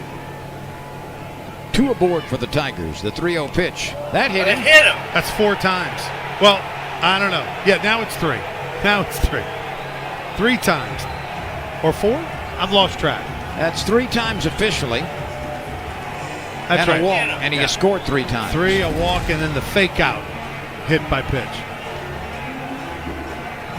You know, it's been a great week in the Pearson family. His alma mater, younger brother over at West Monroe High, won the state championship over in Sulphur on Saturday, so they've been feeling good. Not now. Look at that look on his face, like he can't believe it. He's been hit 3 of the 6 times that it's occurred tonight against LSU hitters. Pinch hitters in that LSU dugout are now trying to hide. It's the only time ever this year Jay Johnson's looked down the dugout and said, "Hey, so-and-so, grab a bat." And they're like, "Coach, my shoulder. It's not feeling real good. It's tight. Get somebody else." Dylan Cruz has been hit by a pitch. He's got an RBI single and reached on a fielder's choice.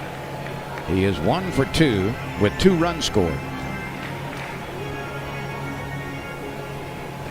Anutka in 19 1/3 innings prior to today had hit 10 batters. My goodness.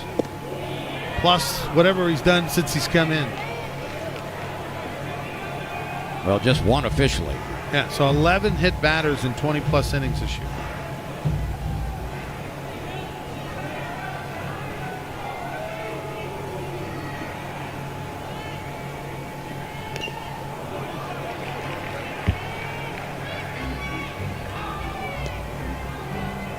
The 6 hit batters tonight brings the Northwestern total to 80 as a staff this year.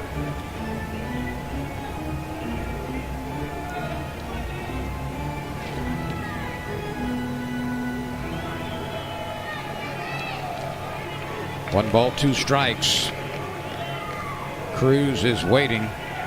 Anutka brings it. And that levels the count at 2. To give you some perspective, coming into today's game, LSU as a staff had only hit 32 batters. So less than half. Less than half.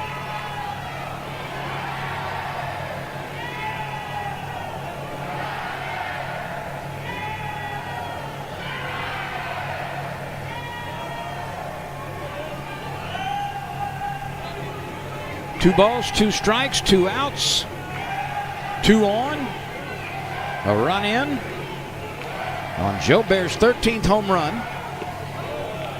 And Cruz, with a very courageous take, watches that breaking ball slide a little bit out of the strike zone.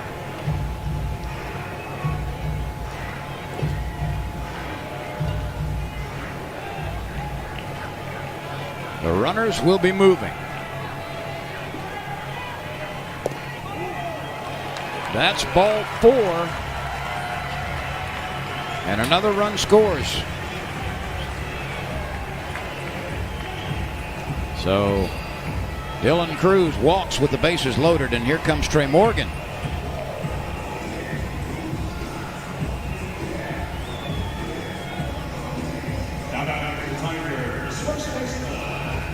Morgan 7 times this year has come to the plate with the bases loaded. And he has 2 base hits. He's been hit by a pitch, but then again, who hasn't? And the last time up, along with the time preceding, he hit liners to center for RBI singles. This one is chopped to the left side. Sibley comes up throwing to Rowlett. And the inning is done. Braden Jobert breaks out of a home run slump with his 13th of the year. And that gives LSU its 11th run of the game. The Tigers lead by 5 over Northwestern State. The final game of the year. It's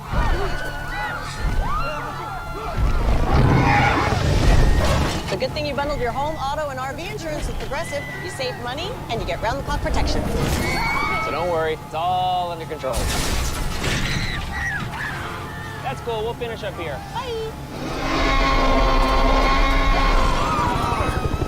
Why you go to the restroom before the movie starts. Get epic protection for your Dominion with Progressive. At Boar's Head, we stop at nothing to achieve the most authentic flavors. Our bold Pitcraft slow-smoked turkey breast is patiently seasoned in a dry rub, including Guajillo chili pepper and brown sugar. Then, slow roasted over real mesquite wood. Your pre-packaged turkey plans? Well, they just went up in smoke. Bold Pitcraft slow-smoked turkey breast. Only from Boar's Head. Compromise elsewhere.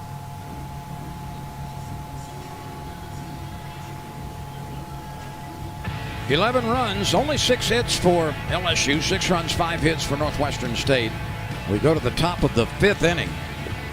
Ronnie, let's gander at what a lot of people are looking at these days, a lot of conjecture, but this is NCAA tournament resume for LSU, a 33-18 record, one above 500 in the SEC. Over the last 7 days, LSU has given up some ground, 20 spots in the RPI listing. So LSU was 16 a week ago, now 36. 7-13 against top 50 RPI teams. Strength of schedule is number 22. That helps. But there are those who think that postseason play is not as sure for LSU as others think. Well, I think they can lock themselves up with a win this weekend in Nashville. As far as just win one, if you go win one, you're at 15 wins in the SEC. With their strength of schedule, they'll be in for the NCAA tournament. Won't be hosting, but they'll be in the tournament. But here's a scenario that's the doomsday scenario, and that is if you get swept in Nashville and then you go to Hoover on Tuesday in the play-in game for the SEC tournament and you lose that one, that's 7 losses in a row. And with 14 wins, you have about a 35% chance of not getting into the NCAA tournament. You don't want to be a team with 7 losses in a row in conference play going into that boardroom where they're figuring out postseason with 35% chance working against you. Rowlett at the plate. Gervais works him high and tight, and the swinging miss, 2-1. We will take a little closer look at the SEC and potential seeding following this final weekend. All games start on Thursday in the SEC. Well, here it is right now. Those are all the teams that are on the bubble. LSU and Ole Miss right there. And, of course, Ole Miss at home against Texas A&M. South Carolina has a chance with 12 wins. If they get it going in their final series, they take on Florida. They've got to win that series against Florida to South Carolina. Maybe even sweep because their RPI is so low at 70.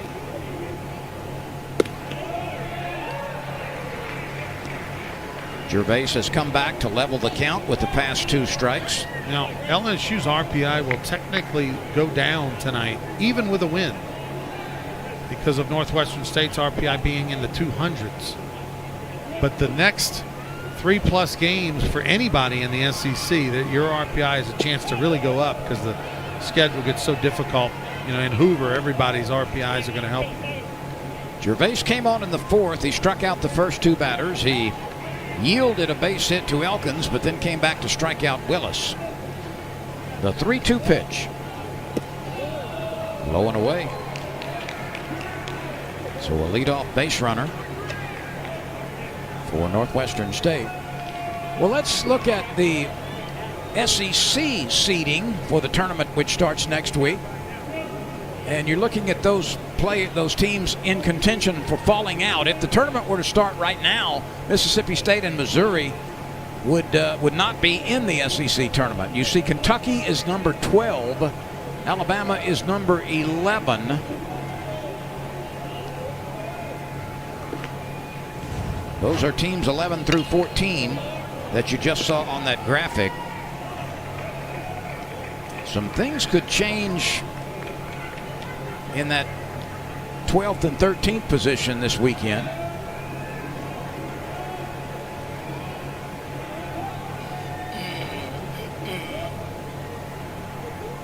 Larson Fontenot out of Sanamaw, Louisiana, has struck out and singled and scored.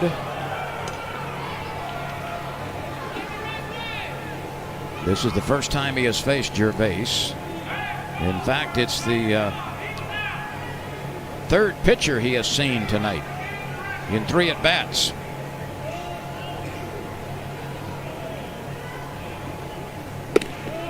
A late swing on a good Gervais fastball.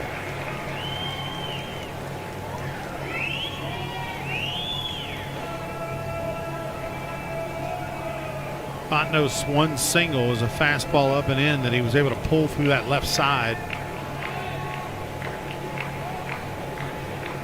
Here's the pitch.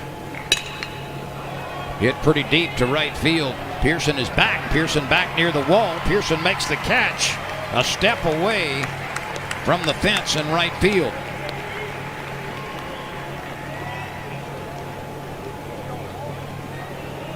That's the first out.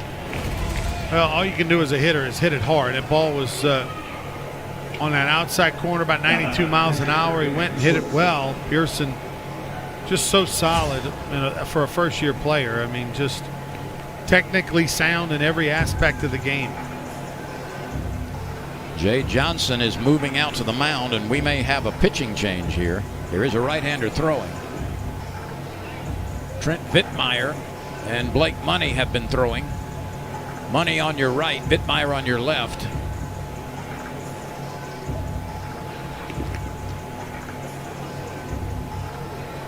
I would think that they're going to make a move because, I mean, he's reached that 30 pitch mark. You don't want to go deeper than that because you want to have him available for Thursday. Yeah, I think you're right.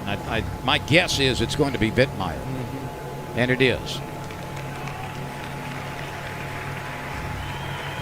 So Trent Vittmeyer will come out of the bullpen, replacing Paul Gervais with 1 out and a runner aboard in the 5th inning.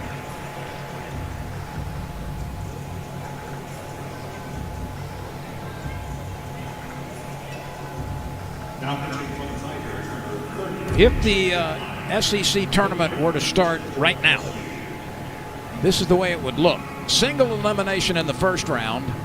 It would be a Vanderbilt-Alabama matchup, an LSU-South Carolina game, a Florida-Ole Miss tilt, and a Georgia-Kentucky matchup. And then the second round would see Arkansas and Texas A&M and Tennessee and Auburn all waiting for the first-round winners. That's what the scenario would be if it were to start today. Well, for LSU, the best they could do is be a 5 seed. They're going to be a 5, 6, or 7. They can't fall any worse than 7 this week. So that's something to keep an eye on, but it doesn't get you a bye. The top 4 are the only teams that get a bye, and that was what you lost last week when you got swept by Ole Miss, was that opportunity to just automatically start playing on Wednesday. All games in the tournament are on the SEC network with the exception of the championship game, and that will be aired on ESPN2. Here's Trent Vittmeyer. Vittmeyer out of Pittsburgh. He became engaged to a local girl not too long ago. Local meaning Louisiana. And no, Trent Vittmeyer is not 30 years old. That's the number he wears, but he does seem like he's been around for a long time and has a very mature way and look about him for sure. You see, he's worked a bunch this year, 18 appearances, and I know you've told the story many times about how he wasn't going to play this year, and Jay Johnson, convinced him to come back. Largely his dad, Trent's dad, convinced him to come back. But it's been a wise choice because he's been a valuable piece to this bullpen puzzle. Vittmeyer's father in the Pittsburgh area owns a construction company. They deal in concrete and masonry work, and Trent eventually is going to take over that business. And he was actually on a piece of heavy machinery when Jay Johnson called him. And Vittmeyer told me that he put the conversation on speakerphone with his father could hear. And Jay Johnson was imploring him to come back. And Trent was on the fence for making a decision during this phone call. And his dad said, "I just fired you, so you better go down and play some more baseball." Yeah, you can always get to that real life stuff. It's always going to be waiting for you, that job. And I met Trent's dad in the parking lot on the senior day weekend against Ole Miss, and That's the story he relayed to me, but he was the one who felt like Trent really had the love for one more year, but Vittmeyer was going to go ahead and get on with his life. And he's going to marry a South Louisiana girl. They are going back to the Pittsburgh area.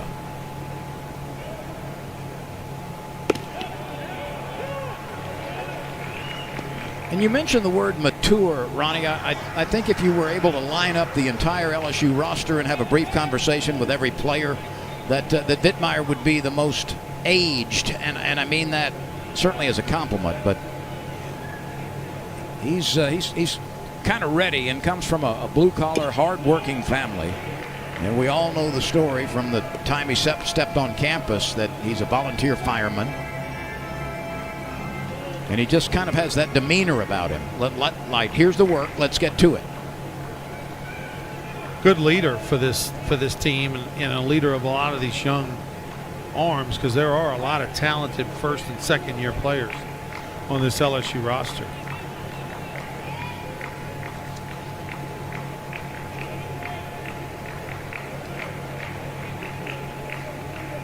Vittmeyer on in relief of Paul Gervais, who went an inning and a third. Sorensen is called out on strikes. Vittmeyer works the fastball over the plate.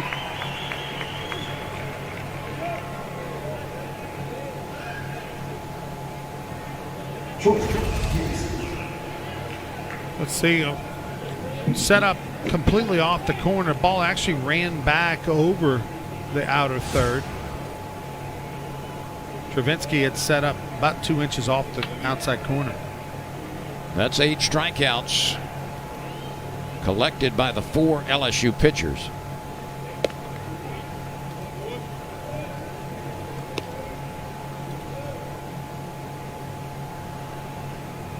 Here's Cam Sibley. Sibley is a Baton Rouge guy. He had a 3-run home run over the right field wall in the 3rd inning. Only his 3rd of the season.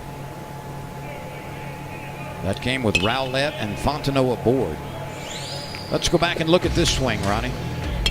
This was hit a ton for a guy who doesn't hit a lot of homers. He's just over a 200 hitter, only had 2 homers on the year. He's known for taking pitches and finding his way on base, but boy, that was a towering shot. I mean, that, off the bat, it was a no-doubter.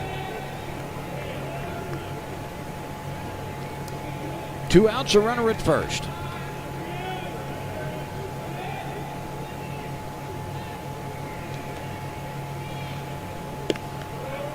Vittmeyer elevates it and misses. 2-1.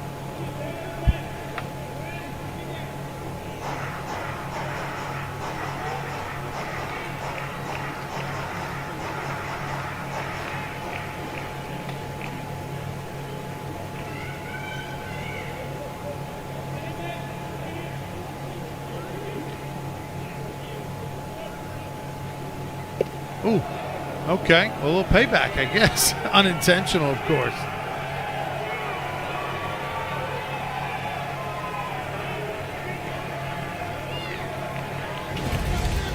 This one gets Sibley on the back of the heel. You don't anticipate that being the spot you're going to get hit.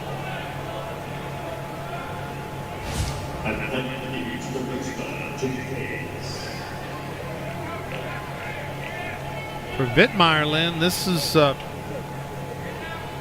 final time, right? That he'll pitch in Tiger State and Alex Box Stadium unless LSU goes on a heater this weekend and in Hoover. So I wonder, you wonder if those things go through your mind. Hey, this potentially could be it in an environment and a place you love.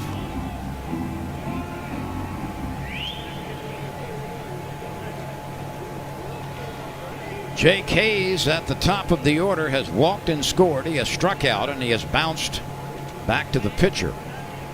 2 outs, 2 aboard. Vittmeyer misses wide.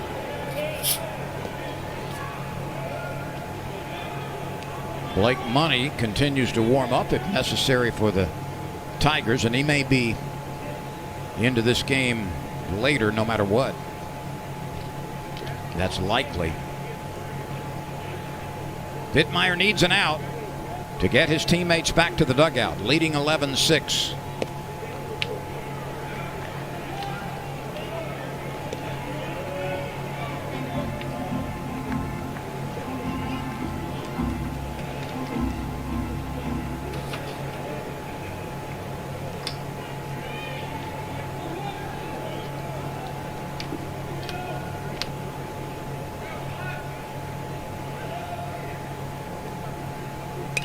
Vittmeyer throws the fastball.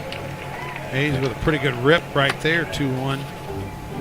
He knew what was coming, was sitting on it, just fouled it off, but put a good swing on it.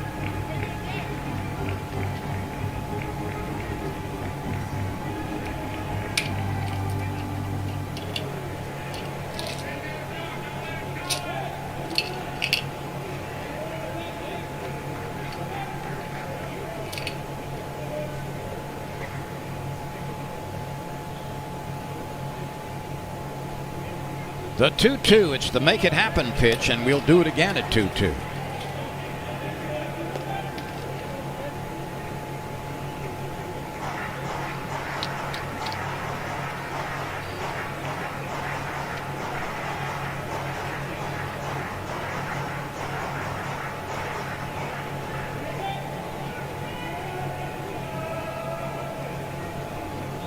Jay Johnson is going to go out and talk with Vittmeyer.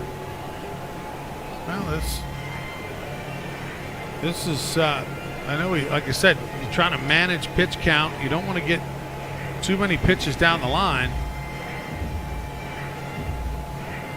But he's got a 2-2 count here with 2 outs. I'm curious what this visit is about. I know Blake Money is warmed up and he's good to go, but this would be an odd situation to make a change.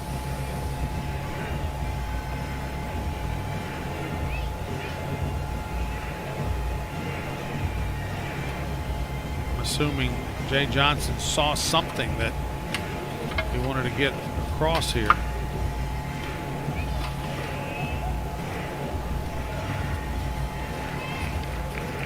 Vittmeyer will remain. Maybe he wanted to stress, hey, I need you to get this batter. You know, we don't want to extend you any more than we have to after this. Because, I mean, 15 would be a good spot for Vittmeyer to go get some work in.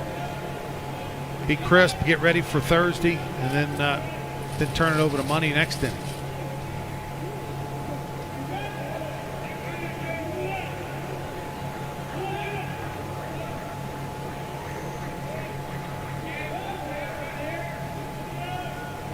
Once again, the make it happen pitch at 2 balls, 2 strikes. Swing and a miss.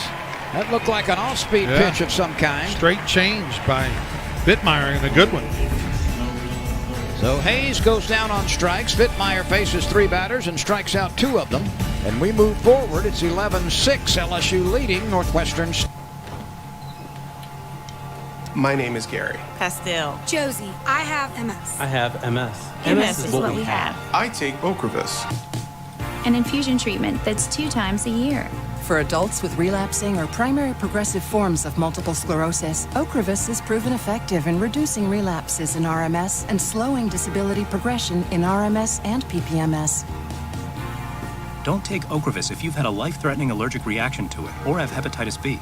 Tell your doctor about vaccinations or if you've had Hep B, as it could come back. A common side effect of Ocrevus is infusion reactions, and some may require hospitalization. It can increase your risk of infections, which can be serious and may decrease certain types of immunoglobulins. While PML was not reported in clinical trials, it could happen. An increased risk of cancer, including breast cancer, may exist. MS is what we have. Not who we are. Not who we are. Not who we are. Ask if Ocrevus is right for you and join our community.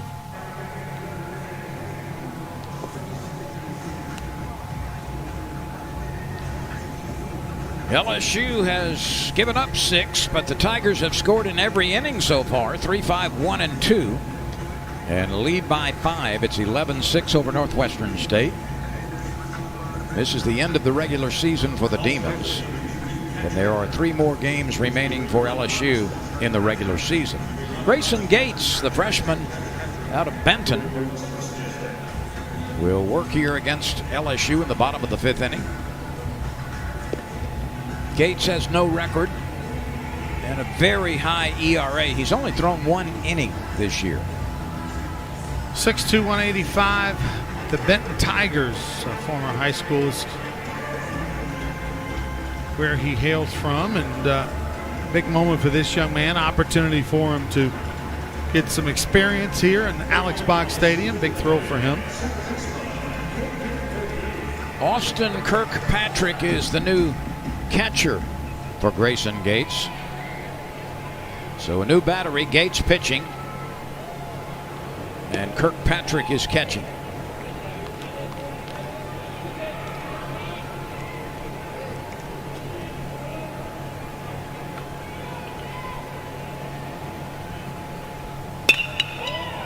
That's a one-hopper to the shortstop. Nice backhanded play.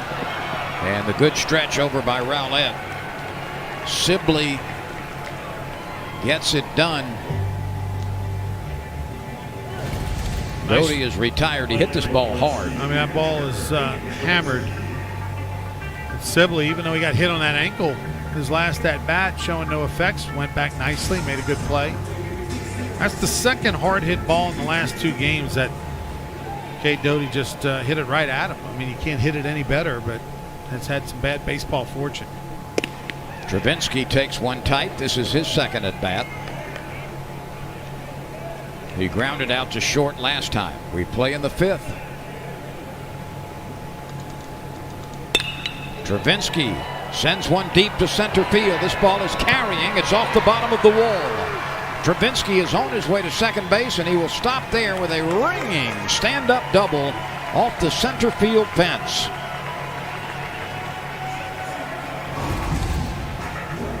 Full 86-mile-an-hour fastball just right down the middle. Travinski.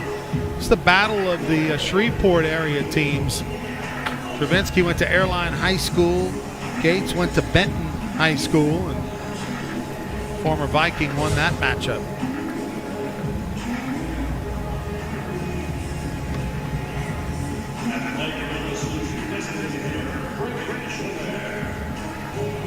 That was the 3rd double of the season for Travinski.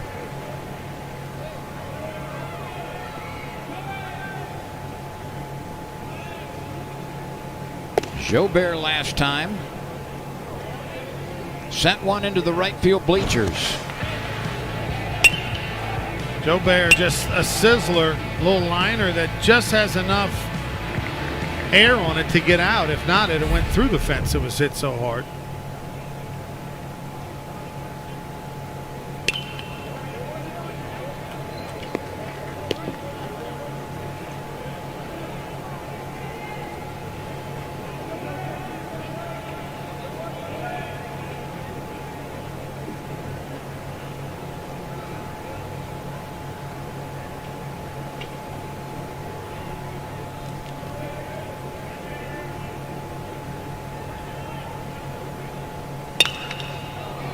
A roller to the first baseman is gobbled up by Rowlett. He'll get to the bag for the out as Travinski moves up to third.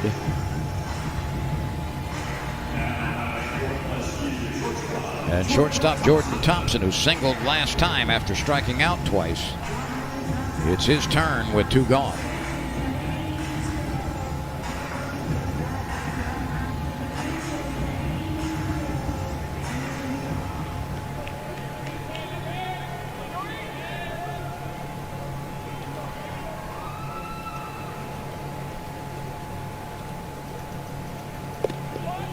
A breaking ball misses wide.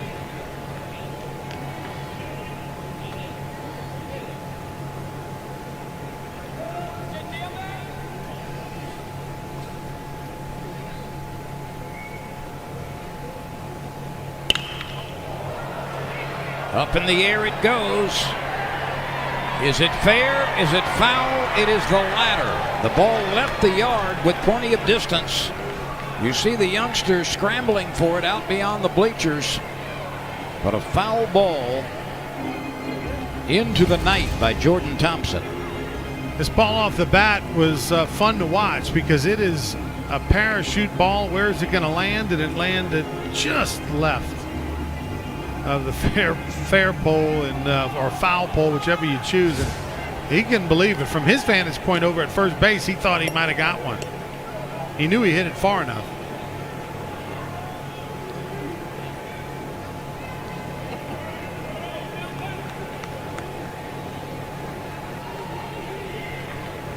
A runner at third, 2 outs.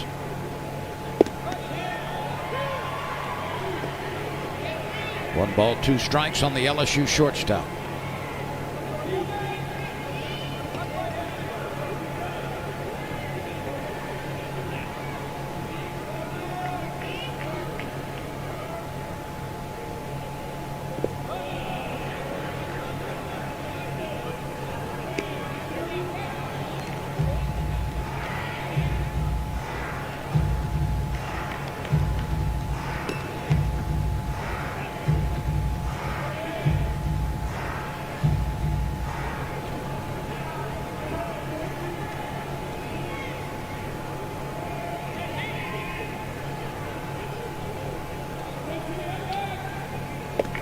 That sweeps wide as well. It's 3 balls and 2 strikes.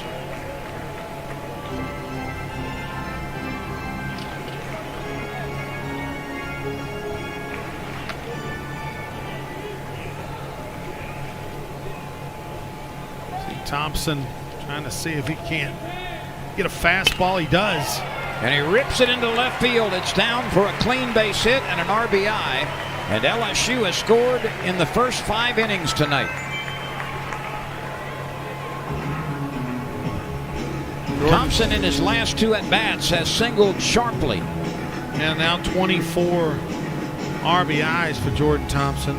Having a good year offensively. Average has been, kind of hovering around that 275 mark for most of the year. So the Tigers have reached the scoreboard for 3 in the first, 5 in the second, 1 in the third, a pair in the fourth, and 1 in the fifth on a 2-out RBI single by Jordan Thompson. And Josh Stevenson will bat. He's walked twice and struck out in between those. He has scored a run.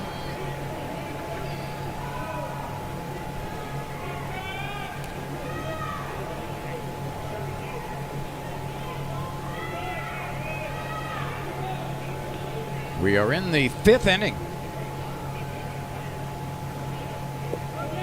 And have gone over the 2-hour mark, or coming close to it.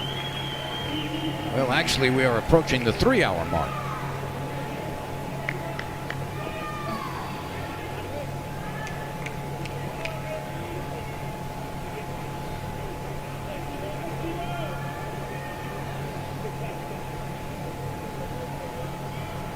Thompson moves up on the misplay. That'll be a wild pitch.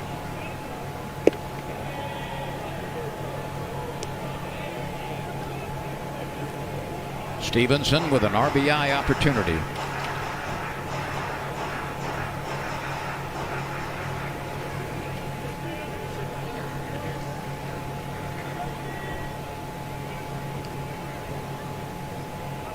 Stevenson is waiting. And that finds the inside corner.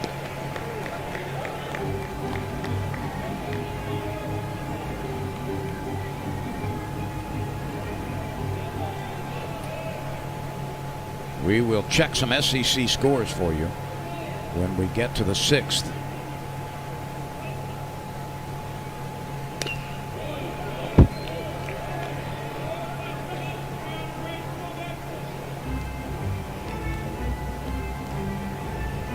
Two balls, 2 strikes, 2 outs, and a run in on a Jordan Thompson RBI single. Stevenson has had some nice moments at the plate, but Ronnie, he's had difficulty against left-handed pitching this year. He's been much better against right-handers. Not that time, though, as he waves through the offering by Gates for the 3rd out and the first strikeout for Grayson Gates. But LSU adds to its total as we move forward to the 6th inning. It's 12-6 LSU. Ja Morant, what can't you do? Wow. Who knew that Hulu Plus Live TV came with over 75 live channels? How much is Hulu paying them for this? Hulu has live TV. A small red circle.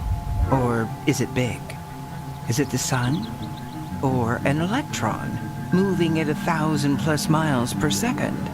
One thing we do know, this mystery circle holds ancient powers of subatomic superfood benefits that humanity has only begun to fathom.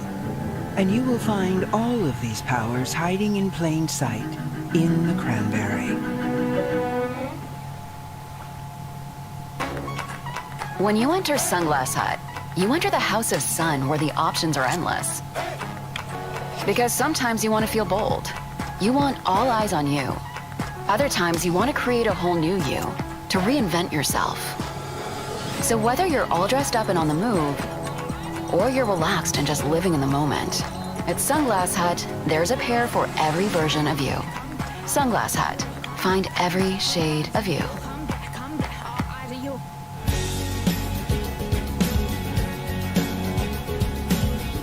Discover is accepted at 99% of places in the U.S.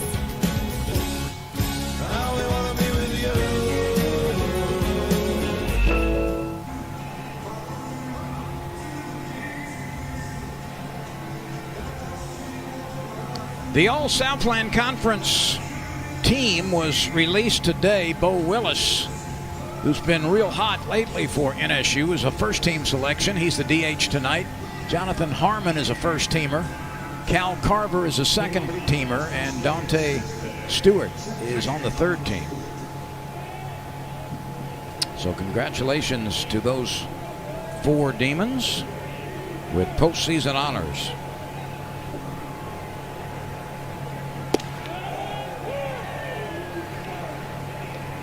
Here's Stewart. He has grounded to second. He was robbed of a base hit on a really nice play by Cranford in the second inning at third base. And he struck out in the 4th against Gervais. I thought Vittmeyer, would be done at 14 pitches. Came out of the bullpen, but they're putting him back in there. And I don't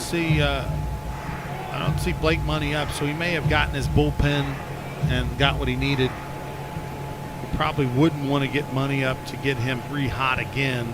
This is a bullpen day before they play on Thursday. And that is Devin Fontenot, in fact, warming up for LSU. Just, he'll be the next pitcher in.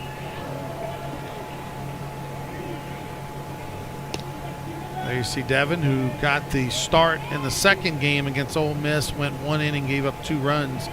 So he's got to get some work in here tonight. Vittmeyer faced 3 batters when he came on in the 5th inning. He struck out the first one, he hit the second one, and he struck out the third one. Stewart, Coliani, and Elkins are scheduled to hit.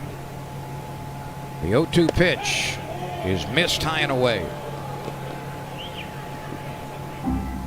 By the way, with all those hit batters, the most dangerous team this year in all of college baseball is Arkansas Pine Bluff. That team has hit 118 batters this year. Northwestern right now is number 22 on that list.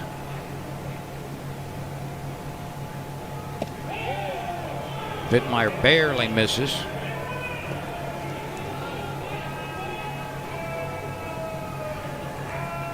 2 balls, 2 strikes to Dante Stewart.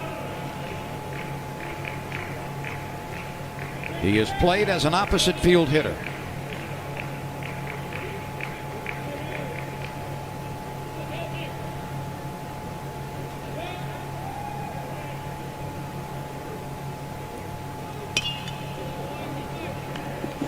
Don't forget, all of the games from Hoover in the SEC tournament will be available on the SEC network, with the exception of the championship game. And that one will be aired on ESPN2.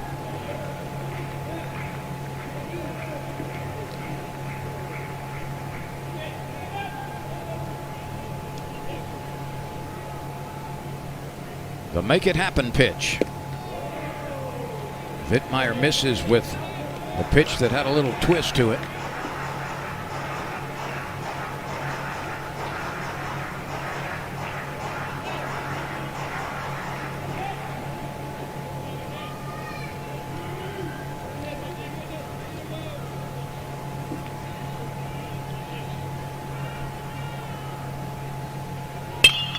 A liner right to the chest of the shortstop. I mean, you can't hit a ball any harder. Thompson didn't even have to move other than out of self-defense right here. Whack. Just a little lean to the right and made that catch, took away a base hit for the Demons.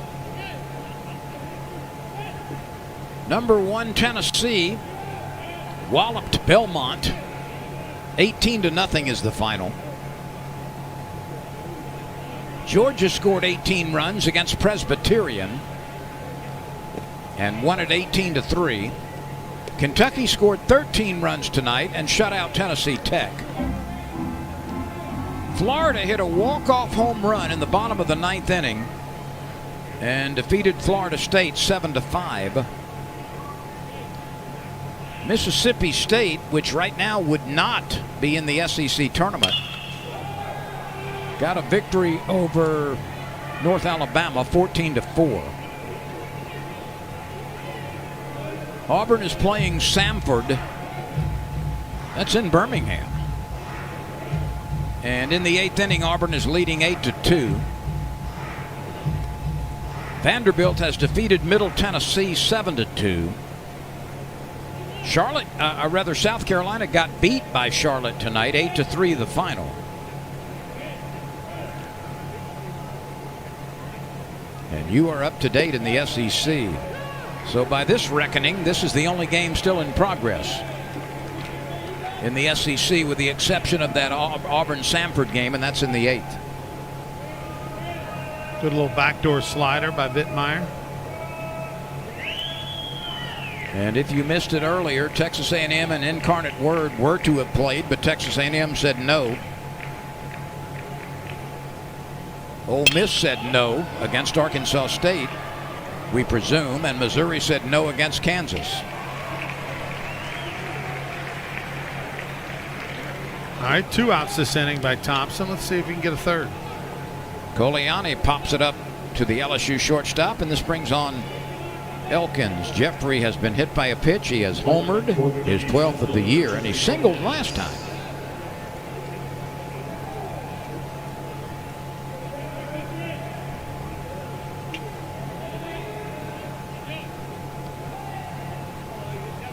Vittmeyer has pitched well in relief. There's a slider, and a good one.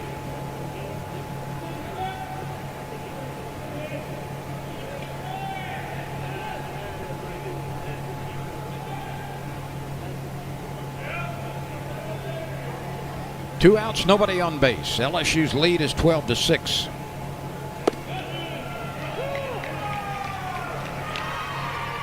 Vittmeyer works ahead, 2 strikes.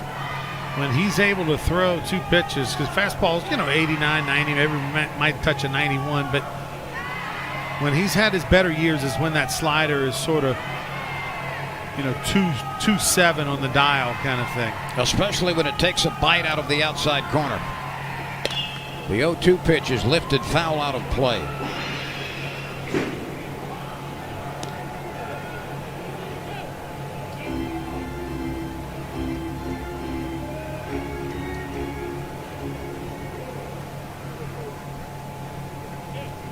See if they maybe throw something, a little extra in the dirt, maybe a little outside. That was too much plate. 0-2. Again, the 0-2. Grounded left side. Drew Bianco makes the play from there. It's a 1-2-3 inning.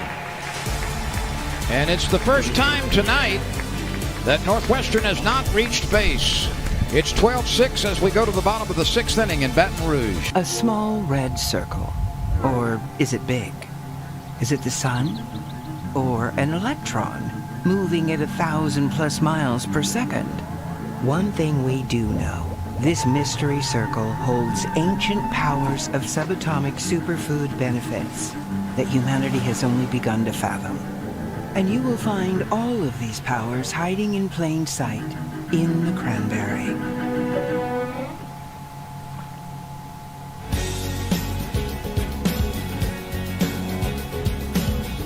Discover is accepted at 99% of places in the U.S.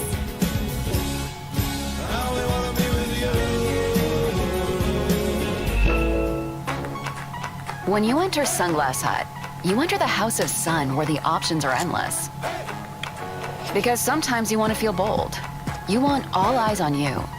Other times you want to create a whole new you, to reinvent yourself. So whether you're all dressed up and on the move, or you're relaxed and just living in the moment, at Sunglass Hut, there's a pair for every version of you. Sunglass Hut. Find every shade of you.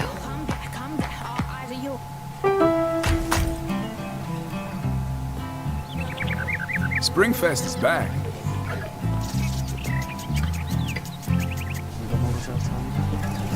And right now, you'll find everything your lawn and home needs this season.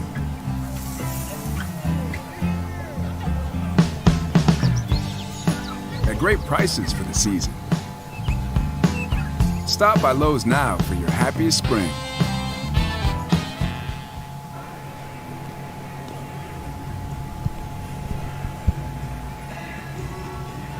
Well, there's a group of fans having some fun at the ballpark tonight. I'm not sure what all of that is about, but big smiles everywhere.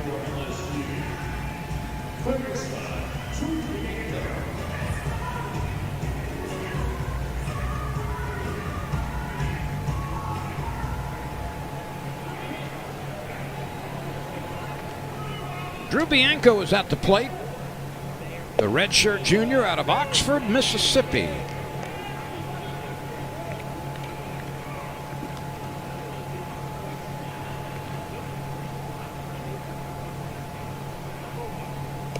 Did that get him? Yes, it did. Okay. Now, that's the 7th Tiger that's been plunked tonight. No, they're going to let that one stand because he got hit once before. And they called him out with 2 strikes. Said he stuck his arm out. But I don't think anybody's challenging this one.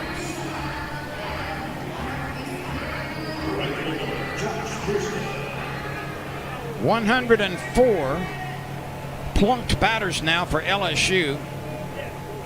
They came in with 97 and quickly have moved to 104. And LSU barely has more hits than hit batters. They have 8 hits in the game and have been hit 7 times by Northwestern State pitching. Here's a guy who does not want to see anything middle in, that's for sure. There have been 9 batters hit on both sides today, and none of that has been in any way retaliation or anything of that sort. It's just been wildness. Pearson at the top of the order has been on base every time. He's been hit 3 times and he has walked. That's a very unusual night, is it not? Hit by pitch, scored.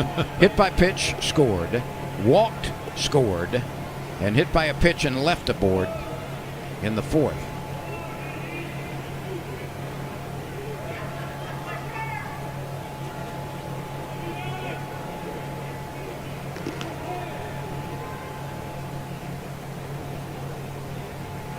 Cruz is on deck.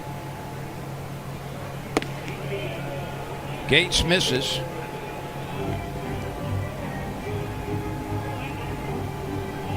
Gates is the 4th reliever for the Demons. And we have come to the 3-hour mark as we play in the 6th inning. Yep. There's a base on balls. Pearson has been on base 5 times. His on base percentage is going up, that's for sure.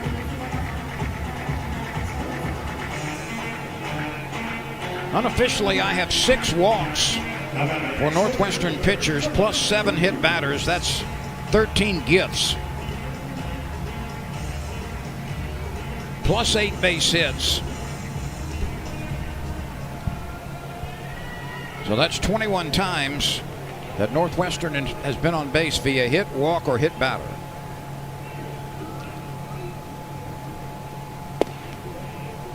Cruz takes ball 1. He's been hit by a pitch. He has singled in a run with an RBI. He has reached on a fielder's choice, and he walked with the bases loaded. So he has driven in 2 runs. He has scored 2 runs.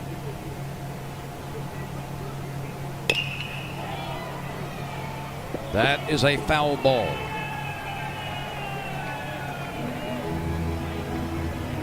Next up for Northwestern as the 5th seed in the Southland Conference tournament, it'll be a game in Lake Charles at 1 o'clock on Thursday against Nichols. Next up for the Demons, LSU at Vanderbilt Thursday night.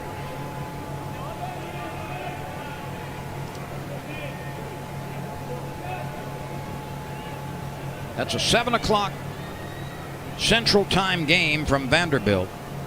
It's on ESPN2. That's Thursday night. Friday night, a 6 o'clock game on SEC Network Plus. And then the final game of the regular season at Vanderbilt on Saturday at 1 o'clock in the afternoon. And that's on the SEC Network. ESPN2, SEC Network Plus, and SEC Network. 8. There's another batter hit by a pitch. I'm telling you, LSU's coming for Purdue tonight. They are chasing down the Boilermakers, I the have number never one seen team a of the country. display like this. LSU is now second in the country in being hit by pitches this year, a tie with Southeastern Louisiana. Well, here are the SEC weekend matchups. This is good stuff. Auburn at Kentucky, Missouri at Georgia, Tennessee at Mississippi State. Boy, it's going to be tough for the Bulldogs to get into the tournament. South Carolina at Florida, Arkansas at Alabama, Texas A&M and Ole Miss, 2 hot teams, and LSU taking on Vanderbilt. Yeah, all the teams that have to win to get into the tournament have tough matchups, whether it's the SEC tournament or the NCAA tournament. There's no easy path. Dan Halad went out to the mound to have a conversation with his freshman right-hander. Halad is a volunteer assistant coach in his 2nd year at Northwestern State.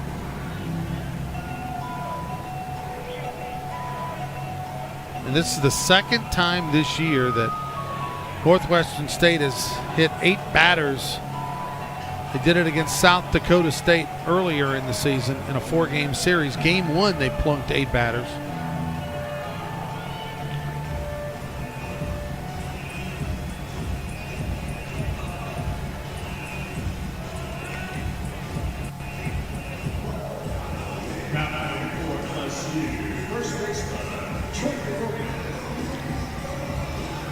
Trey Morgan will come to the plate for the 5th time. He was hit by a pitch, but then again, who hasn't been? He has an RBI single, another RBI single, and he grounded out to shortstop last time. He has scored twice with 2 runs driven in.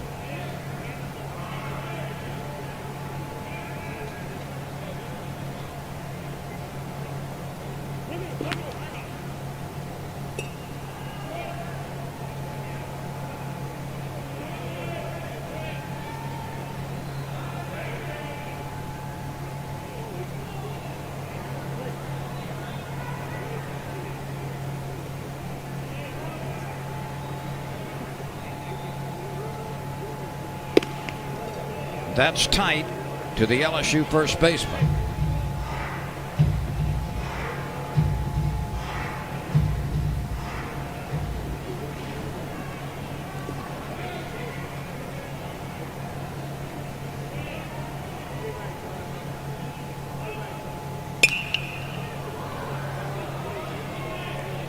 Morgan lifts it out of play.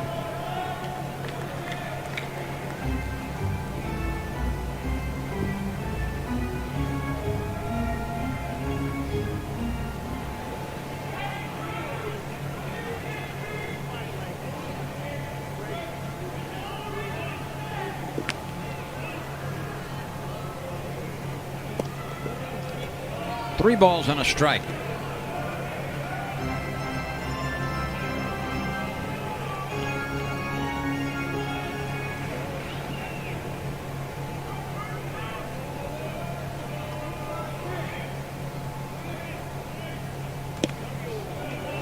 And Morgan is aboard.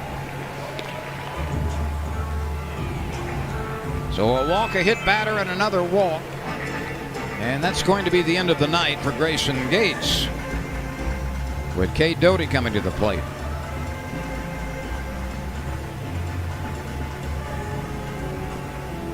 And it looks like Northwestern may bring in Josh Baines.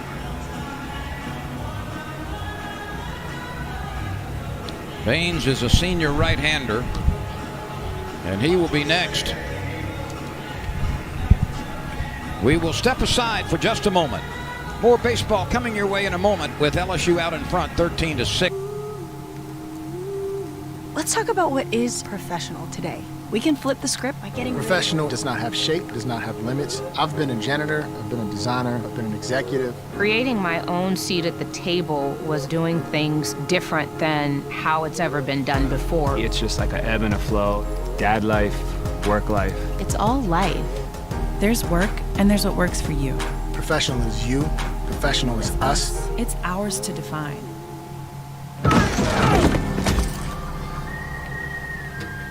Making friends again, Billy? I like to keep my enemies close.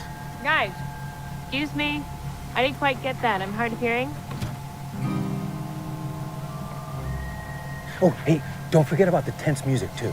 Would you say tense? I'd say suspenseful. Aren't they the same thing? Can we move on, guys? Please. Alexa, turn on the subtitles. And dim the lights. Okay, dimming the lights.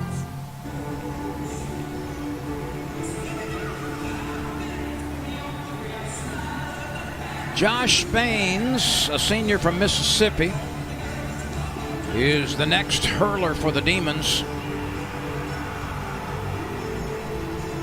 They've come frequently. Baines is making his 16th appearance with a +6 ERA, no record. He's pitched in short relief exclusively, 17 2/3 innings, 23 hits allowed. 13 strikeouts against 8 walks. And Baines is reliever number 5. Now Baines, Central Hines Academy over in Leonard, Mississippi, went to Hines Community College. He was a 6-year letterman, went to a small school, so he played since he was in 7th grade on his high school team.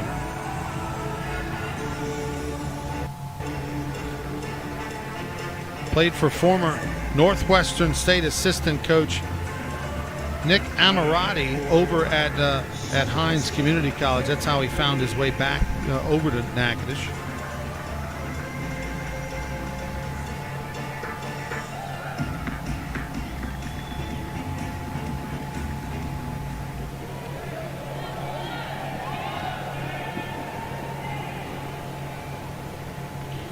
Doty waits.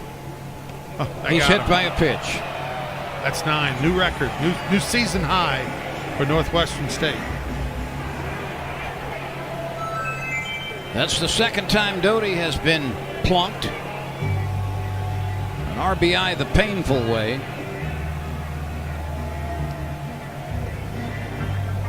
Well, before tonight, Purdue led the country with 108 plunks. And Northwestern has now put LSU at the 105 mark, 106 mark. In second place behind Purdue, just 2 behind the Boilermakers, and 1 ahead of Southeastern Louisiana. I have never seen a game like this. I don't think I have. And oh, by the way, it's only the 6th inning, Len, just to give you a heads up. I'm telling you, Purdue is not safe. Oh no! Like, if anybody in Indiana's watching, that record might get broken. This is hit high. It's hit deep with the bases loaded. It is a grand slam home run. You can pucker up and kiss that baby goodbye. 11 home runs and a big one there for the LSU Tigers as Travinsky comes through. A big moment for him and a celebration for number 25 with his teammates. Hayden Travinski goes the other way and gets all of it.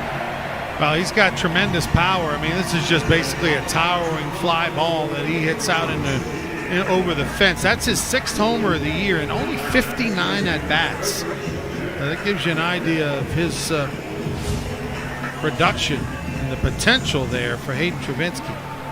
A 4-run batted in swing for Travinski. He had a double in his last at-bat. He came on a few innings ago replacing Tyler McManus behind the plate, and McManus drove in 3 runs. So that catcher position has been very productive tonight. Oh, come on. Jobert, don't get out of the way. He could have stayed in there, gotten us closer to Purdue. Jobert has homered in this game and driven in 2. He had a sacrifice fly earlier. And the thing about it, these have not in any way been head-hunting hit by pitches. Northwestern's pitching staff tonight has just been, well, frankly, the word is incompetent in that area. Uh-oh. This is hit way, way back. Is it fair? Is it foul? It is a fair ball. You can pucker up and kiss that baby goodbye. A grand slam by Hayden Travinski, followed by Braden Jobert's 2nd home run of the game. That was a rising line drive, and it appeared to get a piece of the foul pole. Well, that'll get you back on track if you're, Jobert's average had fallen below 250, and then tonight, 2 line drive homers. Home run number 14. That's way up there on the poll. For Jobert.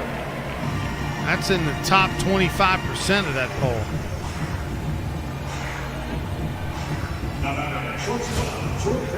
So in the lineup tonight, LSU with Cruz with 17 homers, Doty with 10.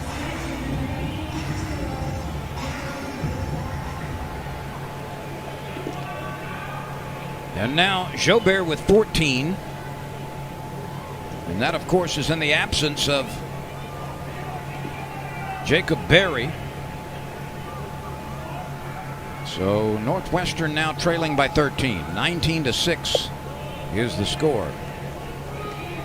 The last midweek game LSU was engaged in this ballpark was a 17-3 victory over Southeastern. Now, none of Northwestern's pitchers have been anywhere close to middle or front line tonight.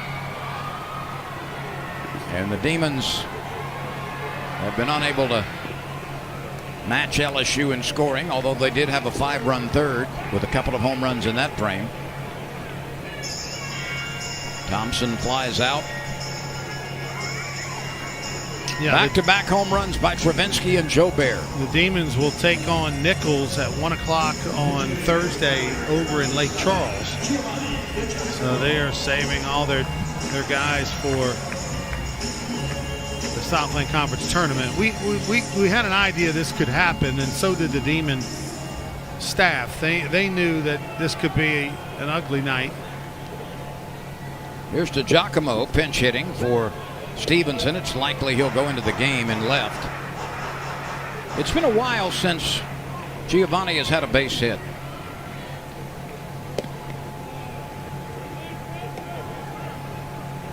Over a month, right? Close to it, if not that much. Oh, did that get him? Yes. That's 10 hit batters. Goodness gracious. Wow. Wow with capital letters. How about those shoes by Giovanni DiGiacomo? I didn't know he had the palm trees going. Yep, that guy, I think both of them. That should count as hit batter 7-8. Didn't it ricochet off both?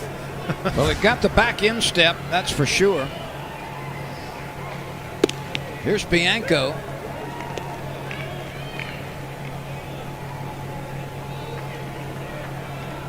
By the way, you have just seen an NCAA record be tied for most batters hit in a game. The 10 times that LSU has been hit in this game ties the all-time NCAA record. Wow. And if it doesn't get broken, it's only because of the 10-run rule that could be in effect potentially in this ball game. There was no pregame agreement, but certainly both coaches could decide no moss after the Demons hit in the 7th. But Northwestern has been plunked 10 Tigers in 6 innings.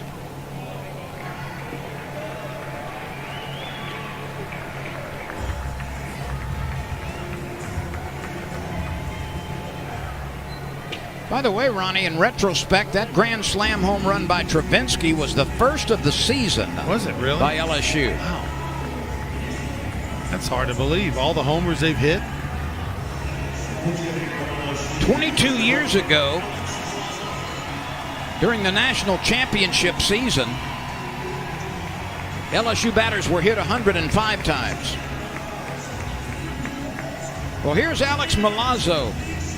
Good to see him get a bat and have a chance to swing here. As we reported earlier, it's possible that Milazzo might be in the lineup behind the plate at some point against Vanderbilt. And if that is not the case in that Thursday, Friday, Saturday series, it's fairly likely that he would play in the SEC tournament. So Milazzo is making progress in a recovery mode. An off-speed pitch is missed by Milazzo. How about that graphic? That just supports what we said. Boggles the mind. Ties a single-game NCAA record. Being hit 10 times in 6 innings. Milazzo lobs one to center. That will find grass. That's a nice way to come off the bench after a long, long time in the boneyard. Well, what's more impressive is that it was on a breaking ball. And it wasn't a bad pitch, just a good pitch.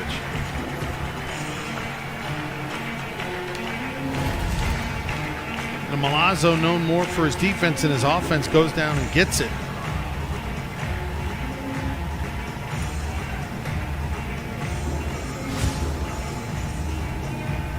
Here's Cruz.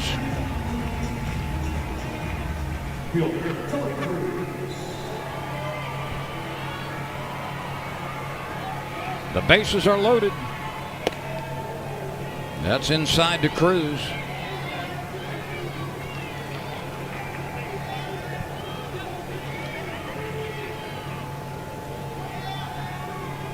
So what, LSU's up to what, 107? Yep. Being hit by pitches this year, that's just 3 behind the all-time season record that was set in the year 2000.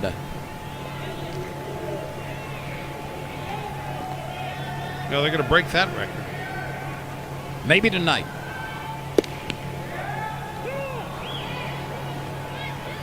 One ball, 2 strikes on Cruz. They're going to shatter that record.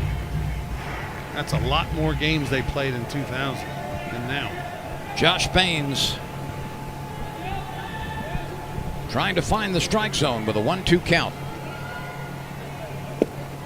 Cruz can't get it. He was a little late on that swing. He went down and chased one way out of the zone.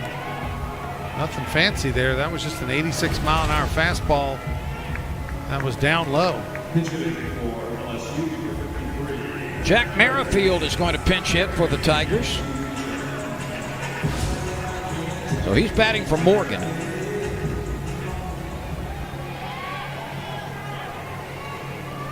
LSU has scored in every inning in this game.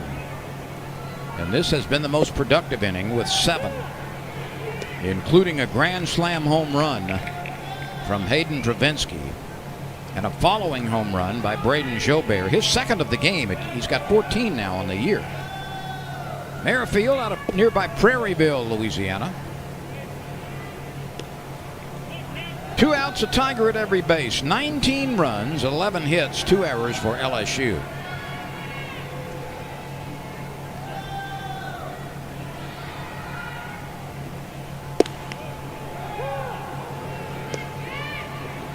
I believe this is the most runs that LSU has scored this year.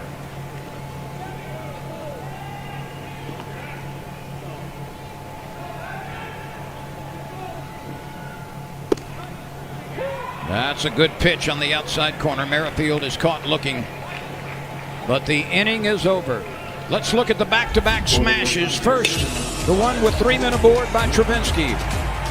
A grand slam home run into the right field bleachers, followed by Braden Jobert's second home run of the game. A liner high off the foul pole in the right field corner. We move forward. It's 19-6. LSU leading North. At Boar's Head, we stop at nothing to achieve the most authentic flavors. Our bold Pitcraft slow-smoked turkey breast is patiently seasoned in a dry rub, including Guajillo chili pepper and brown sugar. Then, slow roasted over real mesquite wood. Your pre-packaged turkey plans? Well, they just went up in smoke. Bold Pitcraft slow-smoked turkey breast. Only from Boar's Head. Compromise elsewhere. Your father knows about saving money. Everything I'm wearing, I've had since boot camp. And I just saved on my car insurance for driving safe with USAA. Auto insurance that flexes with you. Hit the fit. That's what we're made for.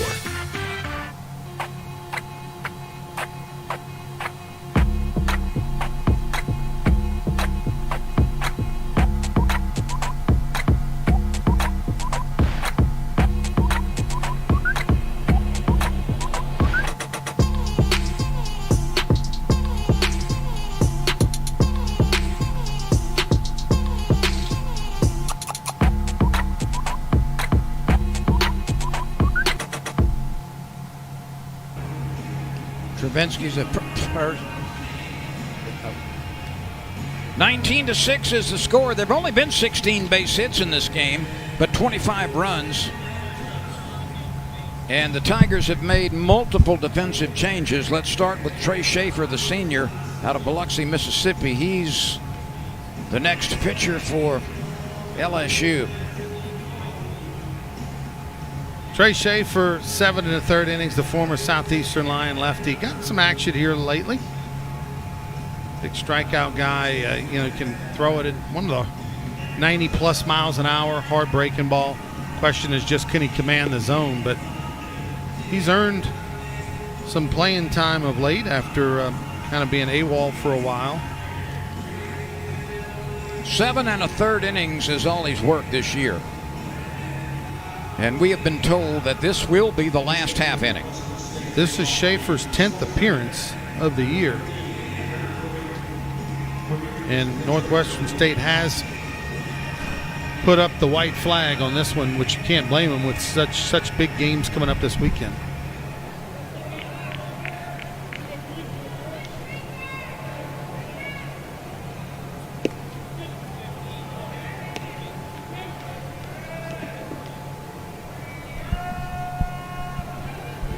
Cameron Parikh is batting for Willis. This is the 4th appearance by Schaefer this month. He did not pitch at all in the month of April.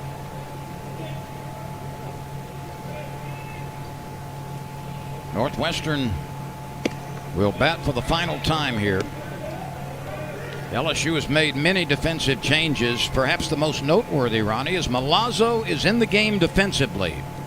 Wow, that would seem to indicate that he has returned to health or nearly so. Now, about a month ago, he was in the lineup and was scratched literally at the last second, trying to get a start as his knee flared up. And he's been watching since then in terms of defensive work, but he's in the game now, Milazzo behind the plate. The interesting thing for Milazzo is Schaefer picks up the Tigers' 10th strikeout of the night. Is what is his conditioning going to be like back there?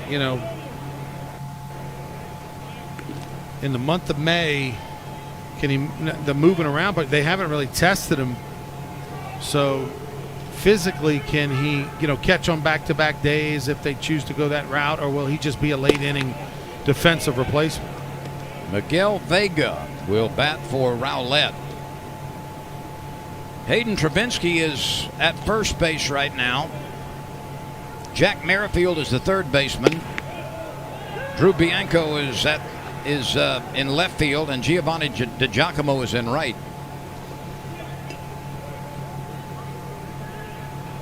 Vega out of Tyler, Texas. The big fellow misses. 92 on the gun by Schaefer. 6 runs, 5 hits, 1 error for the Demons. They've had homers by Elkins, number 12, and Sibley, number 3. Whew. That didn't miss by much. Schaefer was a guy, was somewhat in the mix. He was thought of as being, at the time, maybe the second lefty behind Cooper earlier in this year, but then he walked 3 batters against Texas A&M without getting an out in relief, and then they didn't pitch again for another month and a half. But things have gotten a little bit better for him lately, and you can see Jay Johnson giving him an opportunity to get some work, like I said, 4 times in the month of May. And Schaefer comes inside and hits Vega. Now that's how many times? That's their third hit? Yeah, there's 13 overall. But LSU has been plunked 10 times, and Northwestern has been hit 3 times. I mean, like, Northwestern being hit 3 times is like nothing. They've just been hit 3 times. That's a high number. Normally, you'd be like, man, they've been hit 3 times. That's a bunch. But tonight, child's play. Jacob Farrell is the new hitter. Batting 143. If you've just joined us, the 10 times that LSU has been hit by a pitch ties a single game NCAA record.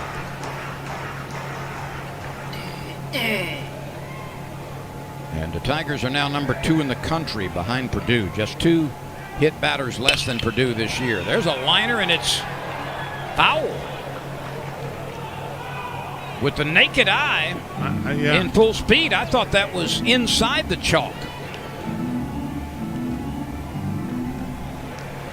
Jacob Farrell sure did. The 6'1", 200-pound sophomore out of Cypress, Texas, by way of Cy-Fair High School.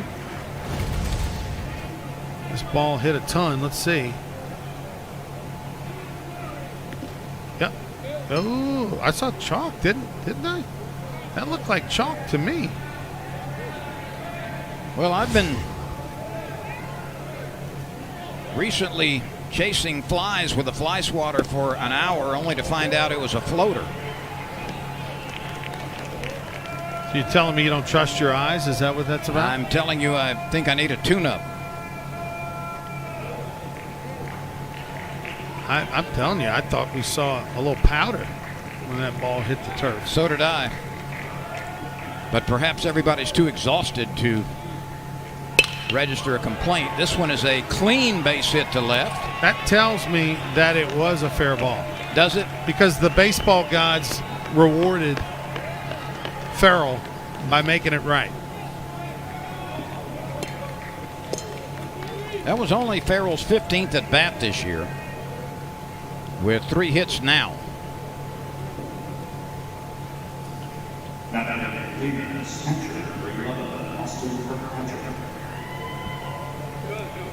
Here's Austin Kirkpatrick,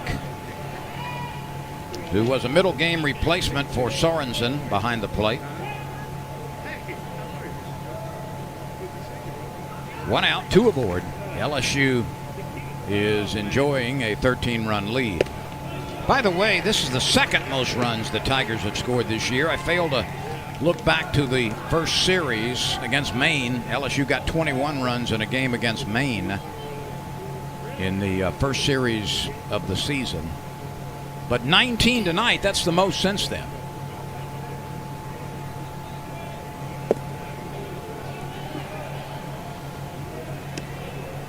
Now Kirkpatrick, who started his career at LSU Eunice, where he was a part of that 2018 Division II Junior College World Series championship team before heading to Northwestern State. 19 runs is the most Northwestern has yielded this year, and the second most that LSU has scored. But that's not the story of the game. The 13 hit batters, 10 times LSU has been plunked. National record. Tied a national record.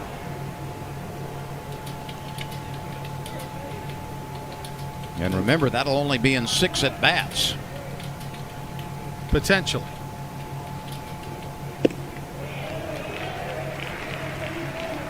We are told this is the final half inning, unless Northwestern rallies for 13.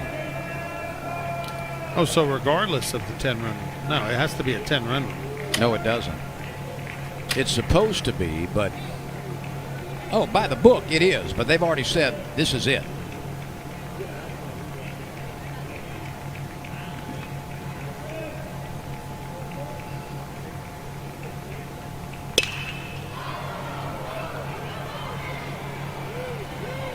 DiGiacomo runs to the corner and makes the play. The runner at second base moves forward. That's Vega. And Jay Johnson is going to jog out to the mound, and he's going to make a pitching change. Going to get a few boos, too, from a few of the fans that are not happy about delaying this game anymore. It's been a 3.5-hour ball game. I'll tell you what, though. The pace of LSU games this year is absolutely a dream for any concessionaire working on commission. Did you do your due diligence and get the statistics to find out if they're making more money this year than last year?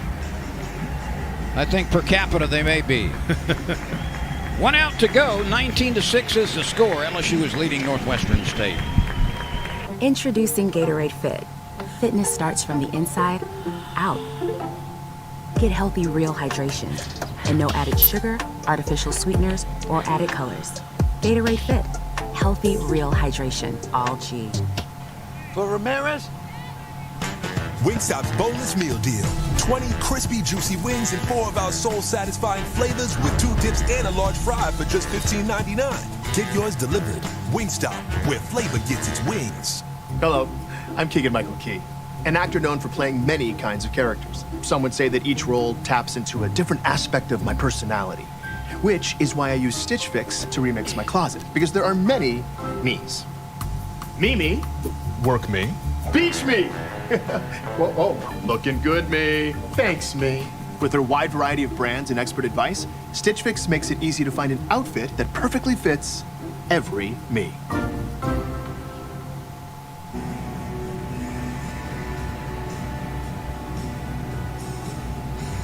Devin Fontenot's job is to get the final out here in the top of the 7th inning, with LSU out in front 19-6 in the final game of the regular season in this ballpark. A 2-2 record, a 3.91 ERA, 23 innings of work, 22 hits, 28 strikeouts, 10 walks, 1 start in those previous 18 appearances. Fontenot is 1 appearance away from tying Paul Bertocini as the most actively used LSU pitcher during a career, with 110 appearances, and Fontenot is at 109. So, Ronnie, it's likely that Fontenot, over the course of postseason, will tie or exceed the curveballer Bertocini with the most appearances in an LSU uniform on the mound. That's a cool stat to own the rest of your life.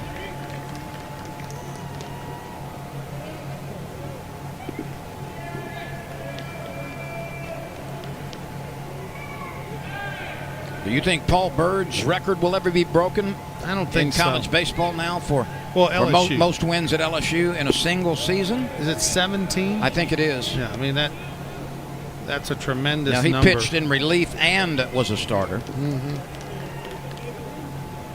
Nowadays, with the arm care situation, the ideas of pitching a couple times in a week, as a starter and reliever is very rare. So I think Paul's record will stay forever. So a base hit for Reese LaPoma, and that extends the game. Just fastball, too much of the middle. Nice job by the Demons to keep battling.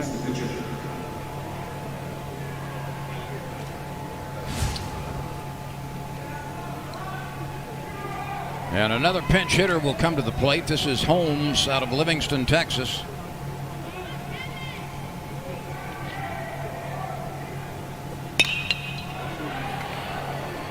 This should do it. A fly ball to right. DiGiacomo is calling for it. He stabs it. And this game is over.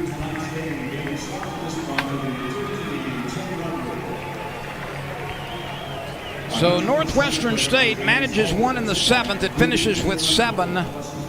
LSU scored 3 in the first, 5 in the second, 1 in the third, 2 in the fourth, 1 in the fifth, and 7 in the sixth. As LSU reached the scoreboard in each of its 6 at-bats. That's part of the storyline. The other part is this was a national record tying game in that LSU was hit 10 times by pitches from Northwestern's pitching staff. That ties a national record for the most times hit in one game. And remember, this was only in 6 at-bats for LSU. So, Ronnie, the Demons suffer a loss as they get set for the Southland Conference Championship Tournament on Thursday in Lake Charles against Nichols. And Northwestern State will move forward as LSU now will fly to Vanderbilt tomorrow, have a workout tomorrow night, and start that Thursday, Friday, Saturday series to conclude the SEC schedule against the Vanderbilt Commodores. Question is this the last time LSU will play in Alex Box Stadium this season? And in my opinion, they have to go sweep Vanderbilt. If they only win 2 out of 3, boy, there's a lot of things that have to do in Hoover, and I don't know if it would line up for them with everybody else the way they're playing in the league and around the country, but win the series. But if you can get a sweep, then I think we're going to see the Tigers back here at the box. Elkins and Sibley had home runs for the visiting team, and the Tigers got back-to-back home runs late in the game as Hayden Travinsky, in a performance that he did not start the game, at a grand slam home run, and that was followed by the second home run of the game by Braden Jobert. He's now got 14, and again, a lopsided victory for LSU, the second most runs the Tigers have scored in a game. That wraps it up. What a pleasure it's been to be with you for an 8th straight season as we probably conclude our LSU-produced action for the SEC ESPN Network. 19-7 the final score. LSU wins it. For Ronnie Rance, I'm Lynn Rollins. Good night from Alex Box Stadium, Skip Bertman Field.